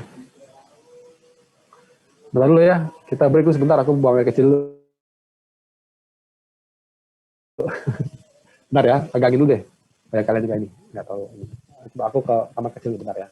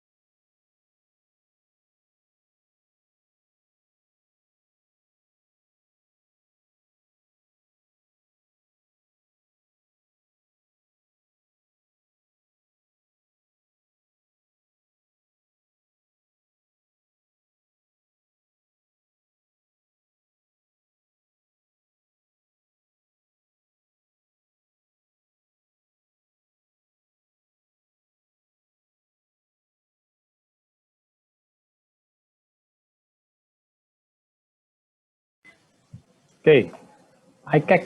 Nah, ini ICAC ini gurunya KPK nih, ya. Maksudnya itu ICAC ini yang dijadikan benchmarking, ya, role model. Bagaimana membangun sebuah lembaga anti korupsi. Nah, itu Indonesia mencontoh dari ICAC, ya. Kemarin tahun lalu, saya lupa setahun lalu atau 2 tahun yang lalu gitu ya, itu kampus kita bisa mendatangkan Tony Kwok ya sebagai mantan komisioner ICAC dia. Jadi kayak pimpinannya gitu loh. Jadi kayak komisioner AICAC tuh dia sekarang dia senang sekali berbagi pengalaman kan gitu ya, terkait dengan bagaimana keberhasilan Hong Kong dalam memerangi korupsi. Ya, karena dulu cerita dia itu adalah sampai boleh katakan sesadis-sadisnya ya, sadis-sadisnya ya, di Hong Kong itu dulu kalau ada kebakaran, petugas pemadam kebakaran itu nggak mengeluarkan air ya, kecuali ada ada bribery-nya gitu ya. Padahal orang udah menderita kebakaran, rumah hangus ya gitu ya. Petugas pemadam datang itu nggak mau dia menyalurkan airnya itu atau mencari selang airnya itu kalau belum diberikan hadiah oleh masyarakat. Itu sedemikian parahnya tuh di Hong Kong sana. Sehingga boleh katakan Tony Koh nyebutnya baru lahir sampai dengan kematian itu bribery-nya penuh banget gitu ya. Hampir tahapan itu anak bayi baru lahir sampai kematian itu semuanya banyak di punglinya gitu ya, pungli atau ada bribery-nya lah gitu ya. Nah, dari hasil pemetaannya ICAC gitu ya, yang menurut hasil analisanya dia, ICAC waktu awal-awal itu ya, itu lemah di sisi penegakan hukum. Ya, dalam ini dia menganggap bahwa kepolisian lemah dalam penegakan hukum. Dalam lebih lanjut lagi gitu kan, dalam lebih lanjut lagi diteliti lagi oleh ICAC, ternyata penegak hukum itu bagian dari atau banyak pihak di penegak hukum yang terlibat dalam kejahatan korupsi. Itu ada filmnya tuh, kalian boleh lihat tuh ya, I Corrupt gitu kalau salah. I Corrupt You tuh kalau salah, ICAC Hong Kong. Ada filmnya tuh ya. Coba kita lihat ya, ini ya. Ada nggak sinopsisnya? Bentar. Ya, bentar ya, aku cari dulu. Kayaknya ada sinopsisnya sih. Apa namanya? Sebutnya itu apa sih kalau ini? Ya. Bentar dulu ya.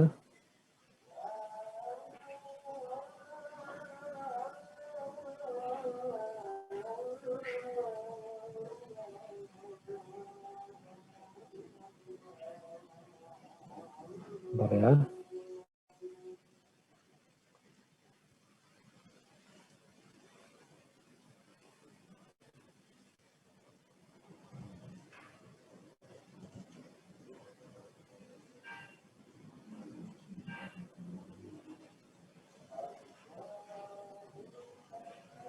Bentar dulu aku cari dulu filmnya ya.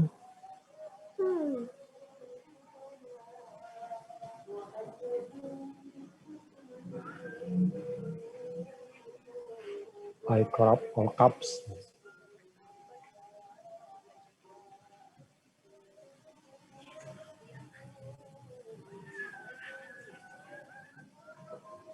Dapat nih.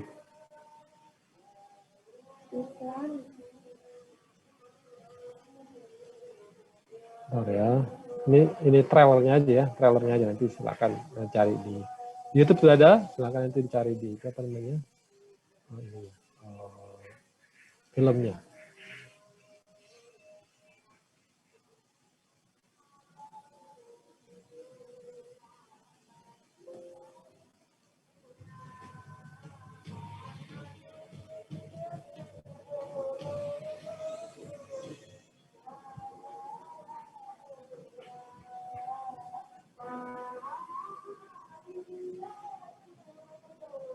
Nah, I Corrupt All Cops.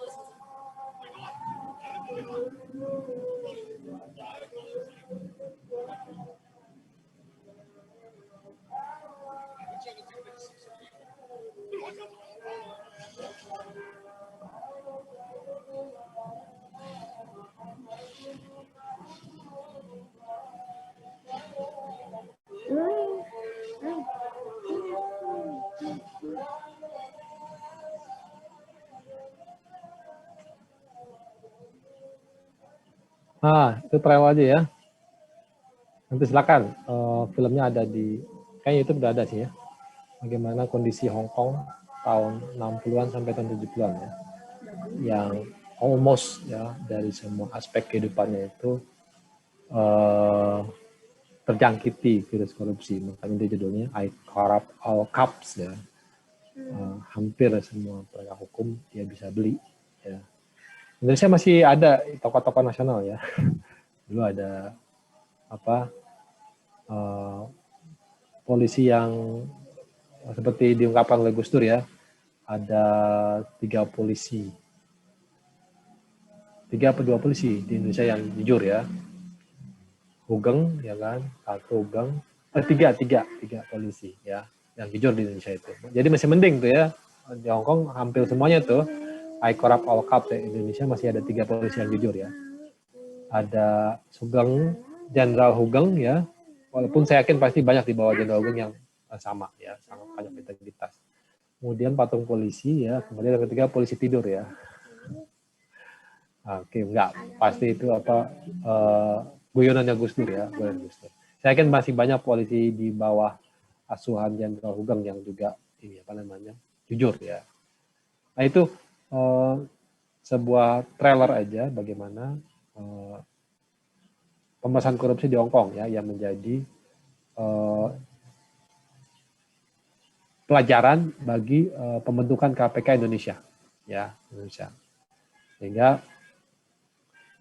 di KPK Hong Kong juga ICAC Hong Kong punya 3 ya, sama dia punya 3 ya, 3 sektor ya, 3 sektor yang berkaitan dengan pemberantasan korupsi ya.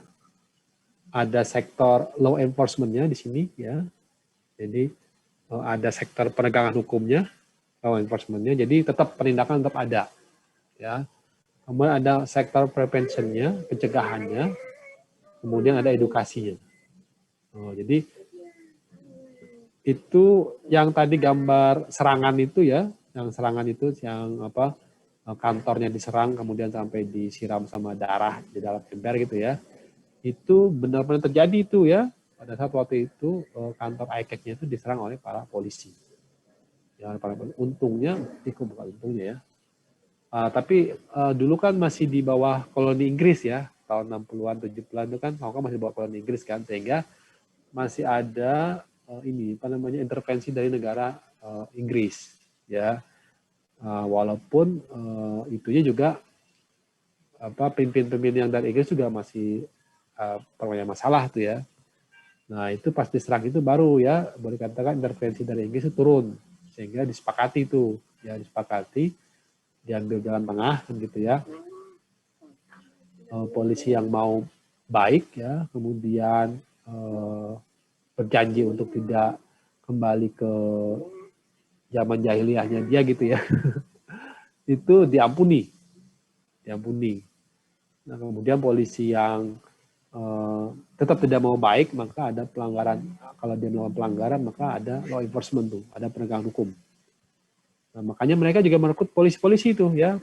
Mereka IQ itu merekrut polisi-polisi yang masih bagus gitu ya, masih bagus. Ya boleh katakan yang dulu punya masalah kan ibaratnya gitu. Kemudian dia mau insaf ibaratnya gitu ya. Dia mau sadar diri, dia mau kembali ke menjadi penegak hukum yang benar kan gitu. Nah itu banyak direkrut juga polisi-polisi itu ya.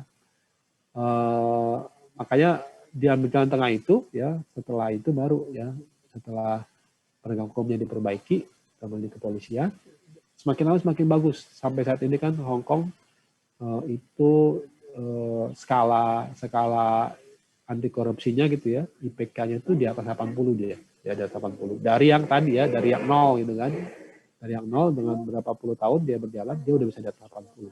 Makanya waktu itu pembentukan KPK juga belajar dari ICAC-nya Hong Kong itu. Ya, belajar dari Hong Kong, format lembaga anti korupsi yang bagus seperti apa sih gitu ya. Nah itu belajar ke Hong Kong tuh ya.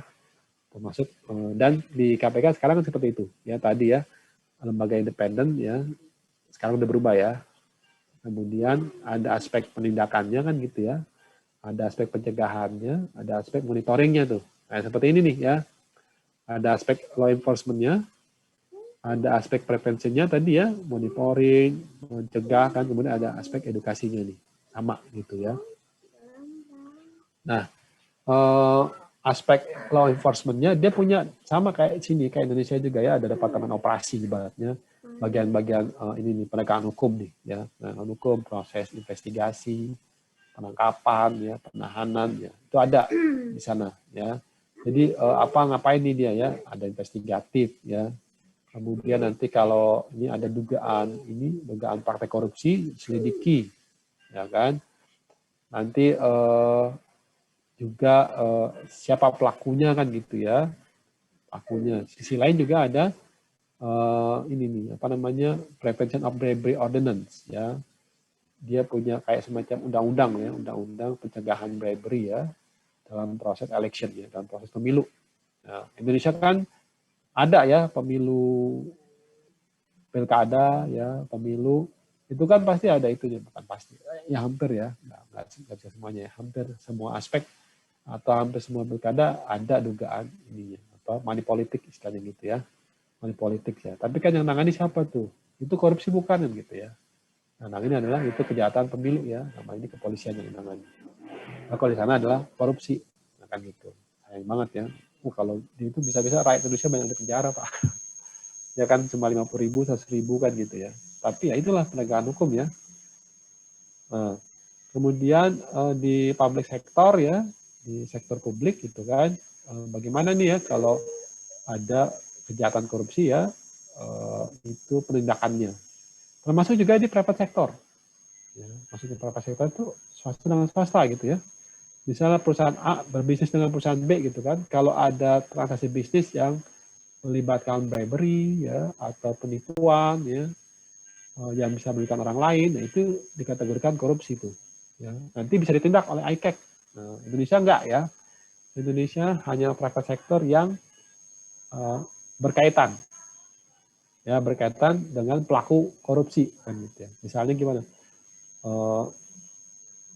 Tadi tuh kalau seandainya ada bribery ya kan, pasti ada sektor swasta, ada pegawai negeri kan gitu ya. Atau penyelenggara negara, maka dua-duanya kena tuh. Ada pegawai negeri kena, sektor swasta juga kena ya. Tapi swasta dan swasta nggak ada. Ya, misalnya perusahaan A mau beli barang gitu ya, atau menyewa tempat. Ya, perusahaan A mau menyewa tempat.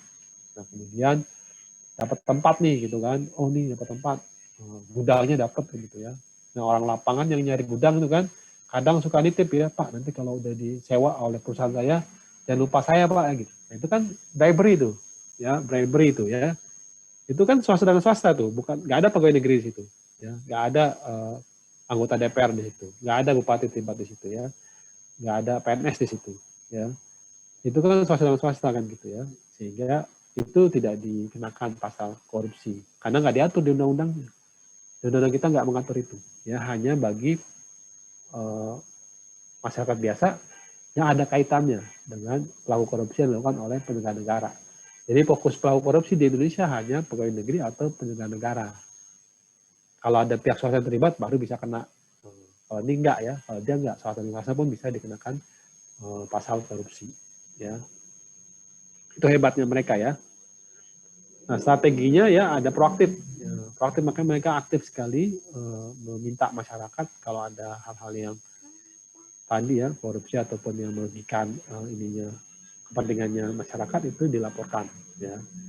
Ada mutual assistance ya, bantuan, kemudian ada international alliance ya. Ini ya kerjasama internasional ya. Maka kalau ada pelaku kejahatan yang lari ke Hong Kong dikembalikan tuh ya. Kemudian pakai teknologi dia ya, Indonesia belajar tuh ya.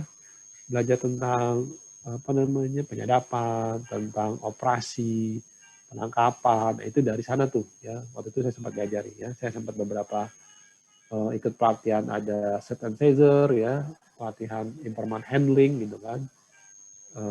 Juga melakukan set and seizure ya, melakukan penggeledahan ya di kasus-kasus tertentu ya. Capek tuh ya. Beberapa kali bisa dari pagi sampai pagi lah gitu ya kalau penggeledahan itu. Oke, preventionnya dia ini praktek-praktek ya atau prosedur-prosedur tata kelola pemerintahan itu diperbaiki. Ya, kalau ada potensi-potensi yang bisa menyebabkan terjadinya korupsi, ya, itu diperbaiki, ya, diperbaiki supaya tidak menimbulkan, ya, supaya tidak menimbulkan potensi terjadinya korupsi. Jadi bagaimana memperbaiki sistemnya, gitu ibaratnya, memperbaiki sistemnya supaya korupsinya tidak semakin melebar ataupun bisa dikendalikan. Nah, kemudian di sektor private nih ya, sektor private juga diajak ya. Indonesia udah bagus nih, lumayan nih, KPK sudah mengajak sektor bisnis ya melalui Kadin ya, melalui ini apa himpunan pengusaha, kan itu ya, himpunan pengusaha muda, himpunan pengusaha atau Kadin ya, itu diajak tuh ya supaya mereka terlibat bisnis yang bersih ya. Nyebutnya apa kemarin di programnya itu ya. Saya lupa namanya tuh. Jadi diajak supaya pihak swasta itu juga berbisnis dengan bersih, tidak ada bribery ya.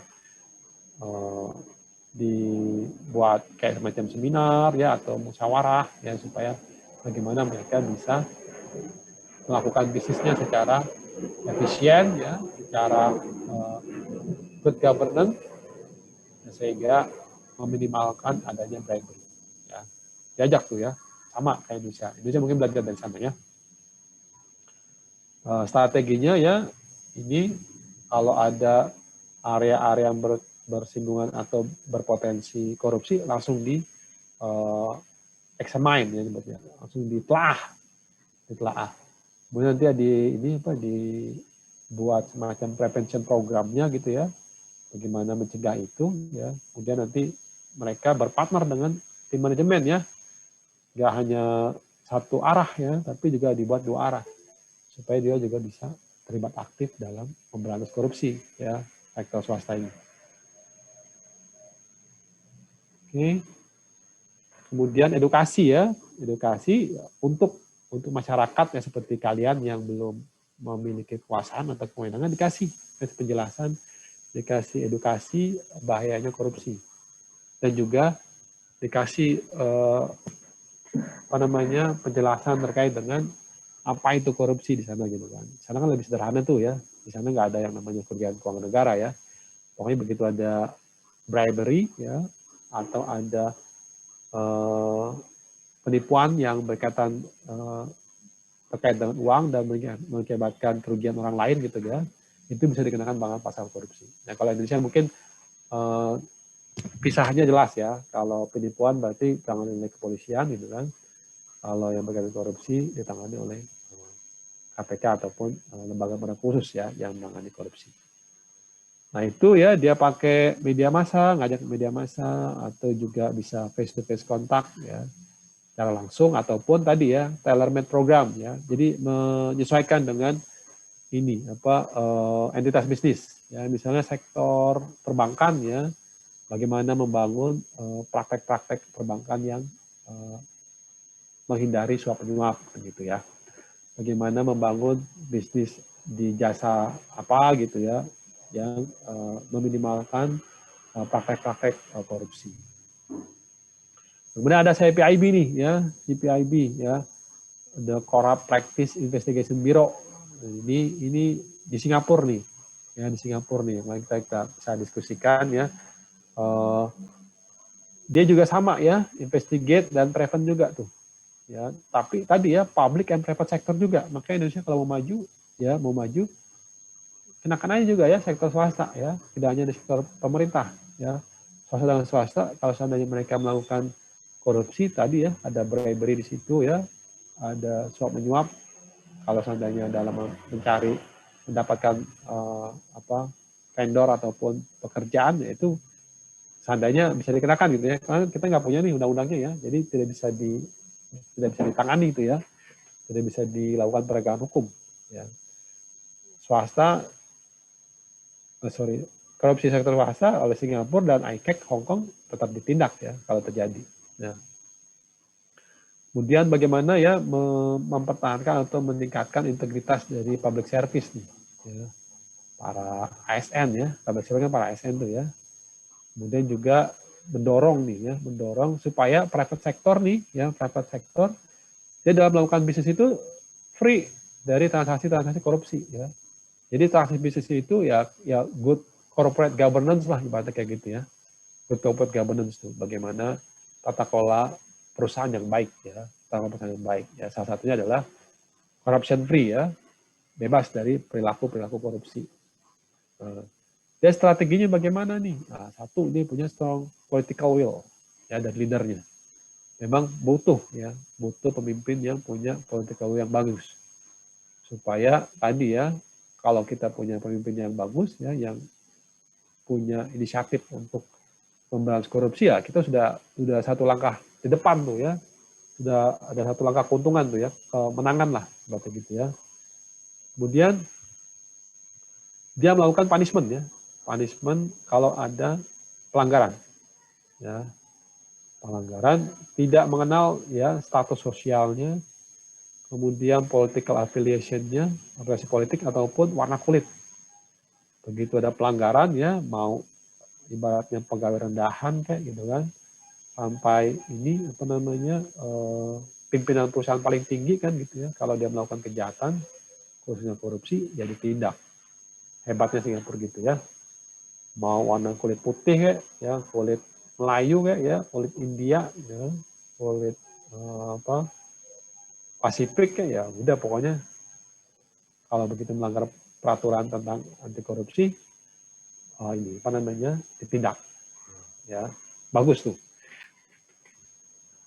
Nah, kemudian dia juga punya prevention education program ya, supaya diajak ya masyarakat juga ikut terlibat dalam prevention dan education ya. Karena kalau nggak mengajak masyarakat juga nanti reportnya menjadi lebih sulit, ya, lebih sulit. Jadi di sini bagaimana pemerintah secara aktif ya, secara aktif, proaktif itu membuat program-program yang bisa curb corruption ya, memotong corruption itu ya, memotong ataupun mengurangi praktek-praktek korupsi. Ya, kemudian sisi lain juga tata kelola administrasinya dilakukan secara efisien. Administrasi sangat efisien ya. Oke. Nah, kemudian juga mengajak tuh ya engage member public ya supaya juga bisa ini apa namanya mempertunjukkan komitmen ya, komitmen untuk bersama-sama dengan CPIB mendorong praktek-praktek anti korupsi. Termasuk juga melalui media video ya atau melalui komik-komik ya, melalui apa namanya banner-banner ataupun cara-cara lainnya yang bisa mendorong awareness ya, kepedulian masyarakat terkait dengan perilaku anti korupsi ini. Kemudian Australia nih ya, aku pernah ke sana ke AFP-nya ya. Jadi kalau Australia yang menangani AFP, Australian Federal Police. Kalau itu lintas negara bagian dan lintas negara. Nah, di masing-masing negara bagian dia punya ICAC. Jadi misalnya dia kan punya 6 ya, ada negara bagian New South Wales, ya, ada negara bagian Victoria, negara bagian Queensland, ya, negara bagian ini Tasmania, negara bagian Northern Territory, ya, itu masing-masing punya ICAC ya di tiap negara bagian. Tapi kalau seandainya kejahatan itu lintas negara bagian, ya, misalnya pelaku kejahatannya di New South Wales, dia melarikan diri ke negara Victoria gitu kan, itu udah lintas negara bagian tuh. Nanti yang bekerja adalah Federal Police, ya Australian Federal Police. Aku pernah ke sana nih, saya pernah ke Australian Federal Police nih. Itu kantornya, kantor pusatnya tuh di pusat bisnis gitu loh. Indonesia pusat bisnis masih Sudirman Tamrin gitu ya. Itu kantornya di situ tuh ya, di Sudirman Tamrin. Jadi nggak tahu kita kalau itu adalah AFP. Ya. Jadi waktu itu ada pelatihan, dimulai waktu itu ada pelatihan, saya ikut pelatihan di JCLEC ya di Semarang. Kemudian ada narasumbernya dari AFP ya, ke dia 3 harian ya. Mungkin dia seminggu di Semarang gitu kan. 3 hari dia mengisi materi. Ada 2 orang ya. Brandon, satu lagi Arsene Pano lagi. Satu lagi akuntan bener ya, satu lagi detektif, satu lagi akuntan. Akuntan yang bekerja di AFP ya. Jadi benar-benar kayak kalian gitu ya, akuntan itu bekerja di polisi, bareskrim lah kata gitu ya. Apa yang dipelajari? Oh enggak, dia bilang financial crime. Financial crime yang paham itu ya akuntan salah satunya. Jadi kejahatan-kejahatan finansial itu ya harus melibatkan orang yang paham tentang dunia akuntansi kan gitu ya. Karena kalau langsung detektif, dia nggak paham tentang dunia akuntansi itu. AFP ini ya, jadi dia memperhitungkan bahwa sekitar 15 billion ya, organized crime tuh organized crime and corruption ya. Organized crime kayak terorisme ya, people smuggling ya, apalagi ini apa namanya kejahatan perbankan itu organized crime ya. Nah kemudian itu kerugiannya sekitar $1 juta billion ya. Sehingga mereka melakukan pendekatan whole government ya, whole government approach. Nah dia bagusnya itu pendekatannya ini ya, dia bisa mendefinisikan kejahatan itu fraud ya, curangan itu kalau seandainya kita dapat keuntungan ya, dapat keuntungan itu dengan cara yang dishonest, yang tidak jujur. Kalau dapat keuntungan dari suatu hal yang tidak jujur, maka itu dianggap sebagai kecurangan atau fraud ya, atau corruption, lebih kompleks lagi ya. Nah dia pakai pendekatan ini ya, risk management. Jadi manajemen mengidentifikasi ya tempat-tempat mana aja yang berpotensi terjadinya fraud atau korupsi. Nah dari situlah ya nanti dia buat oversight ya, pengawas ya, bagaimana mengawasi. Kemudian dia buat training program ya, bagaimana mempromosikan dan mengedukasi praktek-praktek terbaik ya, yang berkaitan dengan anti fraud ya dan anti corruption strategi itu. Kemudian bagaimana mengkomunikasikannya tuh ya. Kemudian continuous improvement selalu diperbaiki terus-menerus ya. Kemudian engagement-nya ya, pelibatan dari lembaga-lembaga oversight, pengawas. Nah, ini penting nih, no tolerance ya untuk serious misconduct and corruption. Jadi nggak ada toleransi buat pelaku yang melakukan kecurangan ataupun corruption itu. Tetap penegakan hukum penting ya. Nah, itu penegakan hukum pentingnya tuh. Sehingga siapa yang memimpin nih? Nah, kebetulan kalau di sana attorney general nih, ya kayak di Indonesia tuh kayak jaksa agung lah. Ya. Oke, kalau Indonesia sekarang bisa lah kita katakan KPK nih memimpin nih ya dalam pemberantasan korupsi ini. Ya. Tentunya dibantu atau didukung oleh penegak hukum yang lain ya, penegak hukum yang lain ada polisian ataupun kejaksaan ya. Jadi bagaimana mempromosikan ya best practice ya di fraud control nih. Ya. Jadi bagaimana mengendalikan kecurangan ini ya. Mana best practice-nya kemudian dimunculkan ya. Di apa nyebutnya ya, nanti bisa diadopsi oleh lembaga-lembaga lain. Nah, ini AFP ya yang menjadi law enforcement yang utama ya, khususnya kalau investigasi ya, serious or complex fraud. Nah, ini agentnya Commonwealth nih, berarti ke negara Australia, bukan ke negara bagian. Ya, nah, itu 3 lembaga yang kita bisa jadikan contoh ya dalam menegakkan ketentuan ataupun peraturan berkaitan dengan korupsi. Ya, ada di ICAC, CPIB ataupun AFP ya. Nah, sekarang Indonesia sudah melakukan apa nih ya? Indonesia sudah melakukan apa aja untuk membahas korupsi tadi ya. Kita sudah punya tadi tuh ya, Stranas. Kita sudah punya undang-undang anti korupsinya ya. Kita sudah punya lembaganya, lembaga anti korupsinya. Kemudian pendidikan kita juga sudah mengajarkan bahwa korupsi ini sebuah kejahatan ya. Nah, apa aja nih ya? Jadi kita telah ketahui ya di awal perkuliahan, ini bukan barang atau suatu hal yang apa namanya yang baru buat kita ya. Misalnya kan terorisme itu kan hal yang baru buat kita dalam pengertian menjadi sebuah ancaman yang nyata ya pada saat munculnya tragedi bom Bali kan gitu ya, baru mulai kesadaran dari ini kesadaran nasional maksudnya ya, kesadaran nasional bahwa ada individu tertentu ya yang ingin merusak ataupun ingin mengembangkan paham-paham yang sifatnya intoleran ya kan gitu ya, yang sifatnya ingin monoisme lah ibaratnya gitu.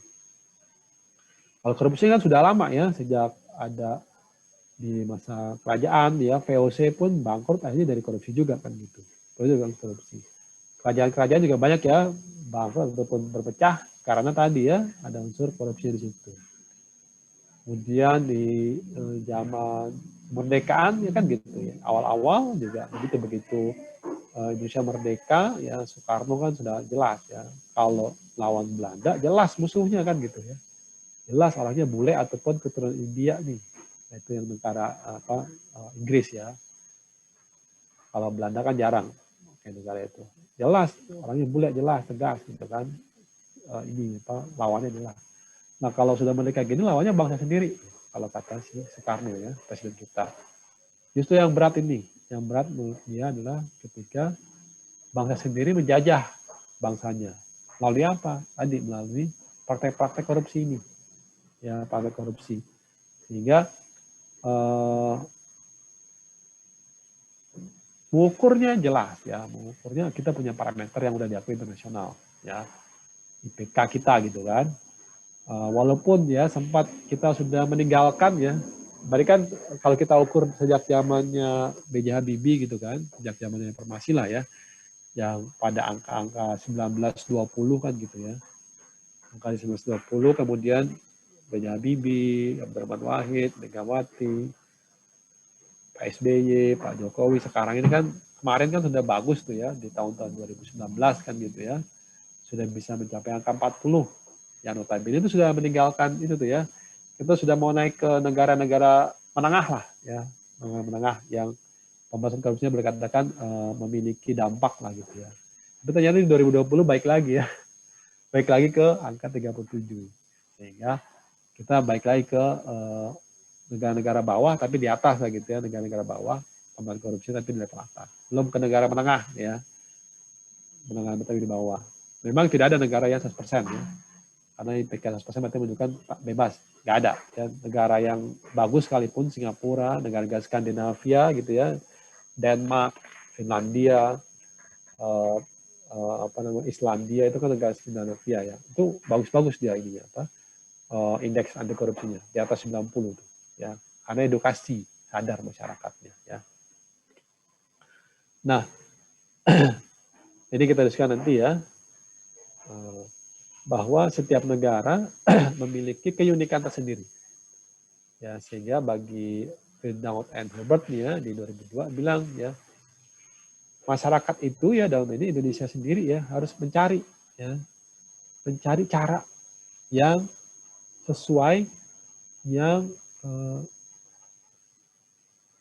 memadai ya untuk memerangi korupsi ini. Walaupun kita tidak bisa lepas dari pengaruh-pengaruh negara luar negeri ya, negara-negara barat yang sudah maju kan gitu ya. Kita juga harus berusaha untuk mencari cara kita sendiri ya, walaupun itu perlu tentu kita harus belajar juga dari negara-negara lain ya. Oke. Nah Indonesia nih ya, perangkat hukumnya ada, peraturan tadi ya, undang-undang anti korupsinya ada, undang-undang tentang lembaganya ada ya, undang-undang KPK tentang ada, lembaga sendiri ada lebih dari satu nih ya. Ada KPK, ada kepolisian, ada kejaksaan ya, ada auditor ya, auditor yang sangat bersinggungan dengan korupsi ini. Ada BPK, ya ada BPKP, ya kan, ada inspektorat di kementerian atau inspektorat di pemerintah daerah kan gitu ya. Kemudian sejak kelas 1 SD ya sampai kalian perguruan tinggi dapat pendidikan agama ya. walaupun mungkin 2 jam ya, 2 SKS 2 jam lah gitu ya dalam 1 minggu. Lumayan itu ya. Mudah-mudahan muncul kesadaran tuh ya. Nah, tapi ternyata kita masih ini ya, masih belum berhasil ya, belum berhasil dalam memerangi korupsi ini. Nah, secara garis besar ya, pemberantasan korupsi ini terbagi menjadi 2. Satu jalur penal ya, satu jalur non penal. Yang tadi kalian bahas tuh ya, yang kasusnya Dana Widya Mika itu jalur penal tuh sebutnya. Ya, jalur penegakan hukum. Ya, penal penegakan hukum ya. Jadi kita melakukan proses penyelidikan, ya, penyidikan, penuntutan, ya, dibawa ke pengadilan, kemudian nanti disidang di situ, ya. Nanti kalau ada dakwaannya benar, bukti-buktinya kuat, ya, beyond reasonable doubt daripada hakim, vonis bersalah. Kalau bukti-buktinya nggak kuat, ya, maka bisa divonis bebas, kan gitu ya. Vonis bersalah, inkrah, kan gitu ya. Ada banding ya ke pengadilan tinggi, ada kasasi ke pengadilan Mahkamah Agung gitu kan. Udah inkrah maka baru masuk ke proses yang namanya lembaga pemasyarakatan ya. Tahan di lembaga pemasyarakatan tuh. Itu bagian dari yang namanya penal. Ya, jadi penegakan hukum pidana nih ya, criminal law. Ya, sifatnya memang penindakan, represif dia. Membawa penderitaan. Ya, penal itu membawa penderitaan. Ya kamu bayangkan lah ya, orang dicabutkan kemerdekaannya, nggak boleh ketemu orang, nggak boleh ketemu keluarga, nggak boleh ngapa-ngapain ya di satu tempat tertentu ya, itu kan namanya dicabut kemerdekaan ya. Kemerdekaan dicabut, tapi sah sesuai dengan undang-undang. Nah sisi lain ya, bagi Nawawi Arif ya, dia seorang ahli pidana dari Universitas Brawijaya, dia menyatakan bahwa penindakan itu salah satu preventif ya, salah satu preventif cara juga ya, supaya orang masyarakat menilai, bisa tahu ya bahwa kejahatan korupsi itu ada ada hukumannya ya, ada penegakan hukumnya sehingga orang tidak berani melakukan tindak pidana korupsi. Itu menurut Nawawi Arif juga sebagai upaya pencegahan. Nah makanya kalau bisa koruptor itu jangan sampai tersenyum-senyum ya. Nah, kalau dia nutupin wajah itu berarti dia sadar bahwa dia melakukan kesalahan gitu ya. Tapi kalau udah senyum-senyum gitu kan di media TV sampai dadah-dadah, aduh, ini juga ya, berarti boleh katakan, wah dia nggak sadar kalau dia melakukan kejahatan tuh ya, sayang banget gitu kan. Nah, makanya bagaimana memiskinkan tuh, sekarang bagaimana memiskinkan koruptornya itu ya. Kayak tadi tuh ya, si Dana kan dimiskinkan tuh, makanya ada pakai pasal kuncian uang kan, dimiskinkan tuh, maka harta-harta yang lain disita tuh. Ya, harta-harta yang diperoleh ya dari penghasilan yang tidak wajar dirampas oleh negara. Ya, misalnya beberapa rumah ya, banyak banget rumahnya dia tuh. Ada di Sentul ya, ada di sini dekat rumah saya nih satu kecamatan ya. Makassar ya, Cipinang Melayu dia, hebat juga dia rumah di situ. Luasnya 380 meter. Wih, Jakarta, Bu. 30 meter tuh, hebat banget tuh ya. Padahal cuma golongan 3C ya. Berarti kan golongan dia sama golongan saya sama tuh waktu itu, berarti kan. Saya nyicil mobil Avanza aja udah keringetan ya. Keringetannya udah basah lepek-lepek tuh ya. Dia cuma tawar-menawar aja bisa ya. Tapi itu ya ini ya, apa namanya, ada sanksinya ya. Ada suatu titik di mana kejahatan itu akan terungkap ya. Tadi saya sebutkan bahwa kejahatan itu pasti punya jejak-jejaknya ya. Nah sekarang boleh katakan harta-harta itu dirampas oleh negara kan gitu ya. Itu jalur penal tuh ya. Sisi lain jalur non penal ya. Non penal itu kayak sekarang nih yang kita sedang diskusikan ya, sejak pertemuan pertama nih, mengintervensi pola pikir masyarakat ya. Mengubah atau mempengaruhi pola pikir masyarakat bahwa tadi ya korupsi itu bukan budaya ya. Kalau budaya harus dilestarikan tuh ya. Di daerah Sumatera Utara tarian apa ini ya, atau pakaian adatnya seperti apa songket gitu kan ya, itu harus dilestarikan karena itu identitasnya daerah itu ya kan gitu. Di daerah apa namanya Aceh mungkin ya, yang tarian apa tuh, Seribu Rimpi gitu ya, saya lupa tuh ya, itu harus dilestarikan. Karena apa? Karena itu kebaikan buat kita. Identitas dari masing-masing daerah. Ya. Harus dilestarikan, itu kebaikan. Kalau korupsi bukan budaya Indonesia, kejahatan itu. Jadi bukan dilestarikan dia. Harus diberantas dengan cara apa? Cegah maupun penindakan. Nah, pendidikannya melalui mana? Tadi melalui penegakan hukum. Pencegahannya bagaimana?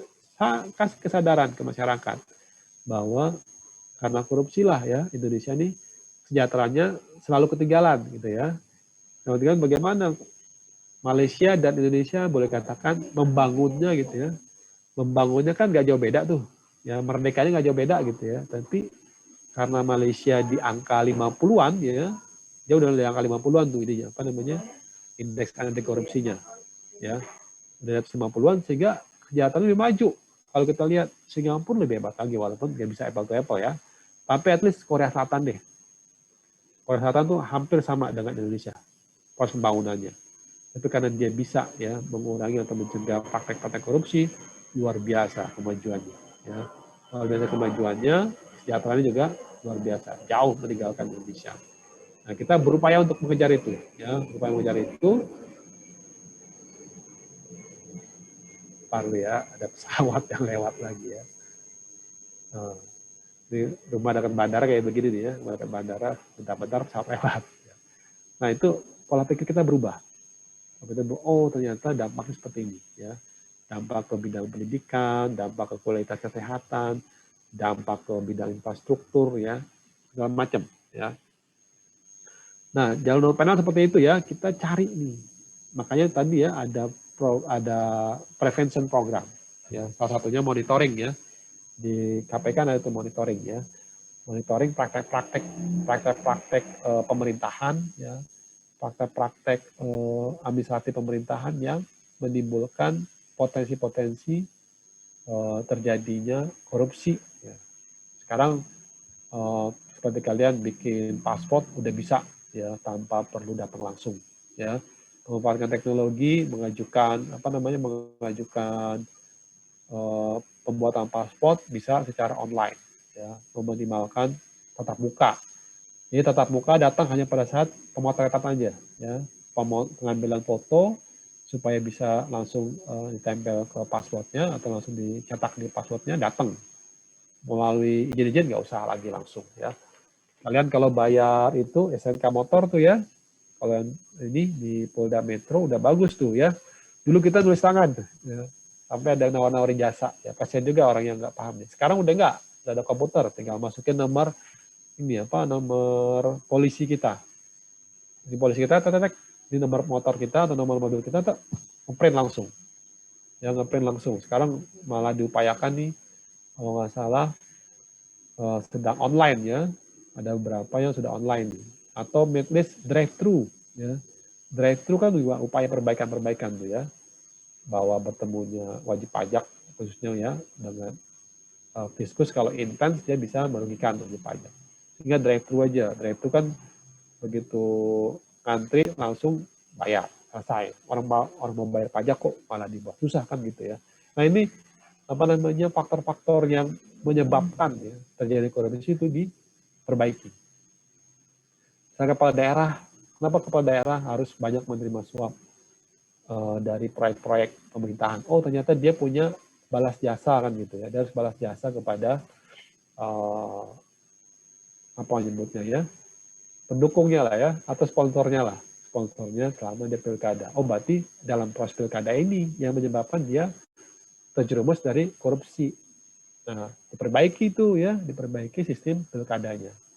Ya contohnya apa? Contohnya pemasangan baliho-baliho ya yang mengeluarkan biaya itu didanai oleh APBN atau APBD. Kemudian pertemuan antara calon pemilih ya dengan calon pemimpin ya difasilitasi oleh KPU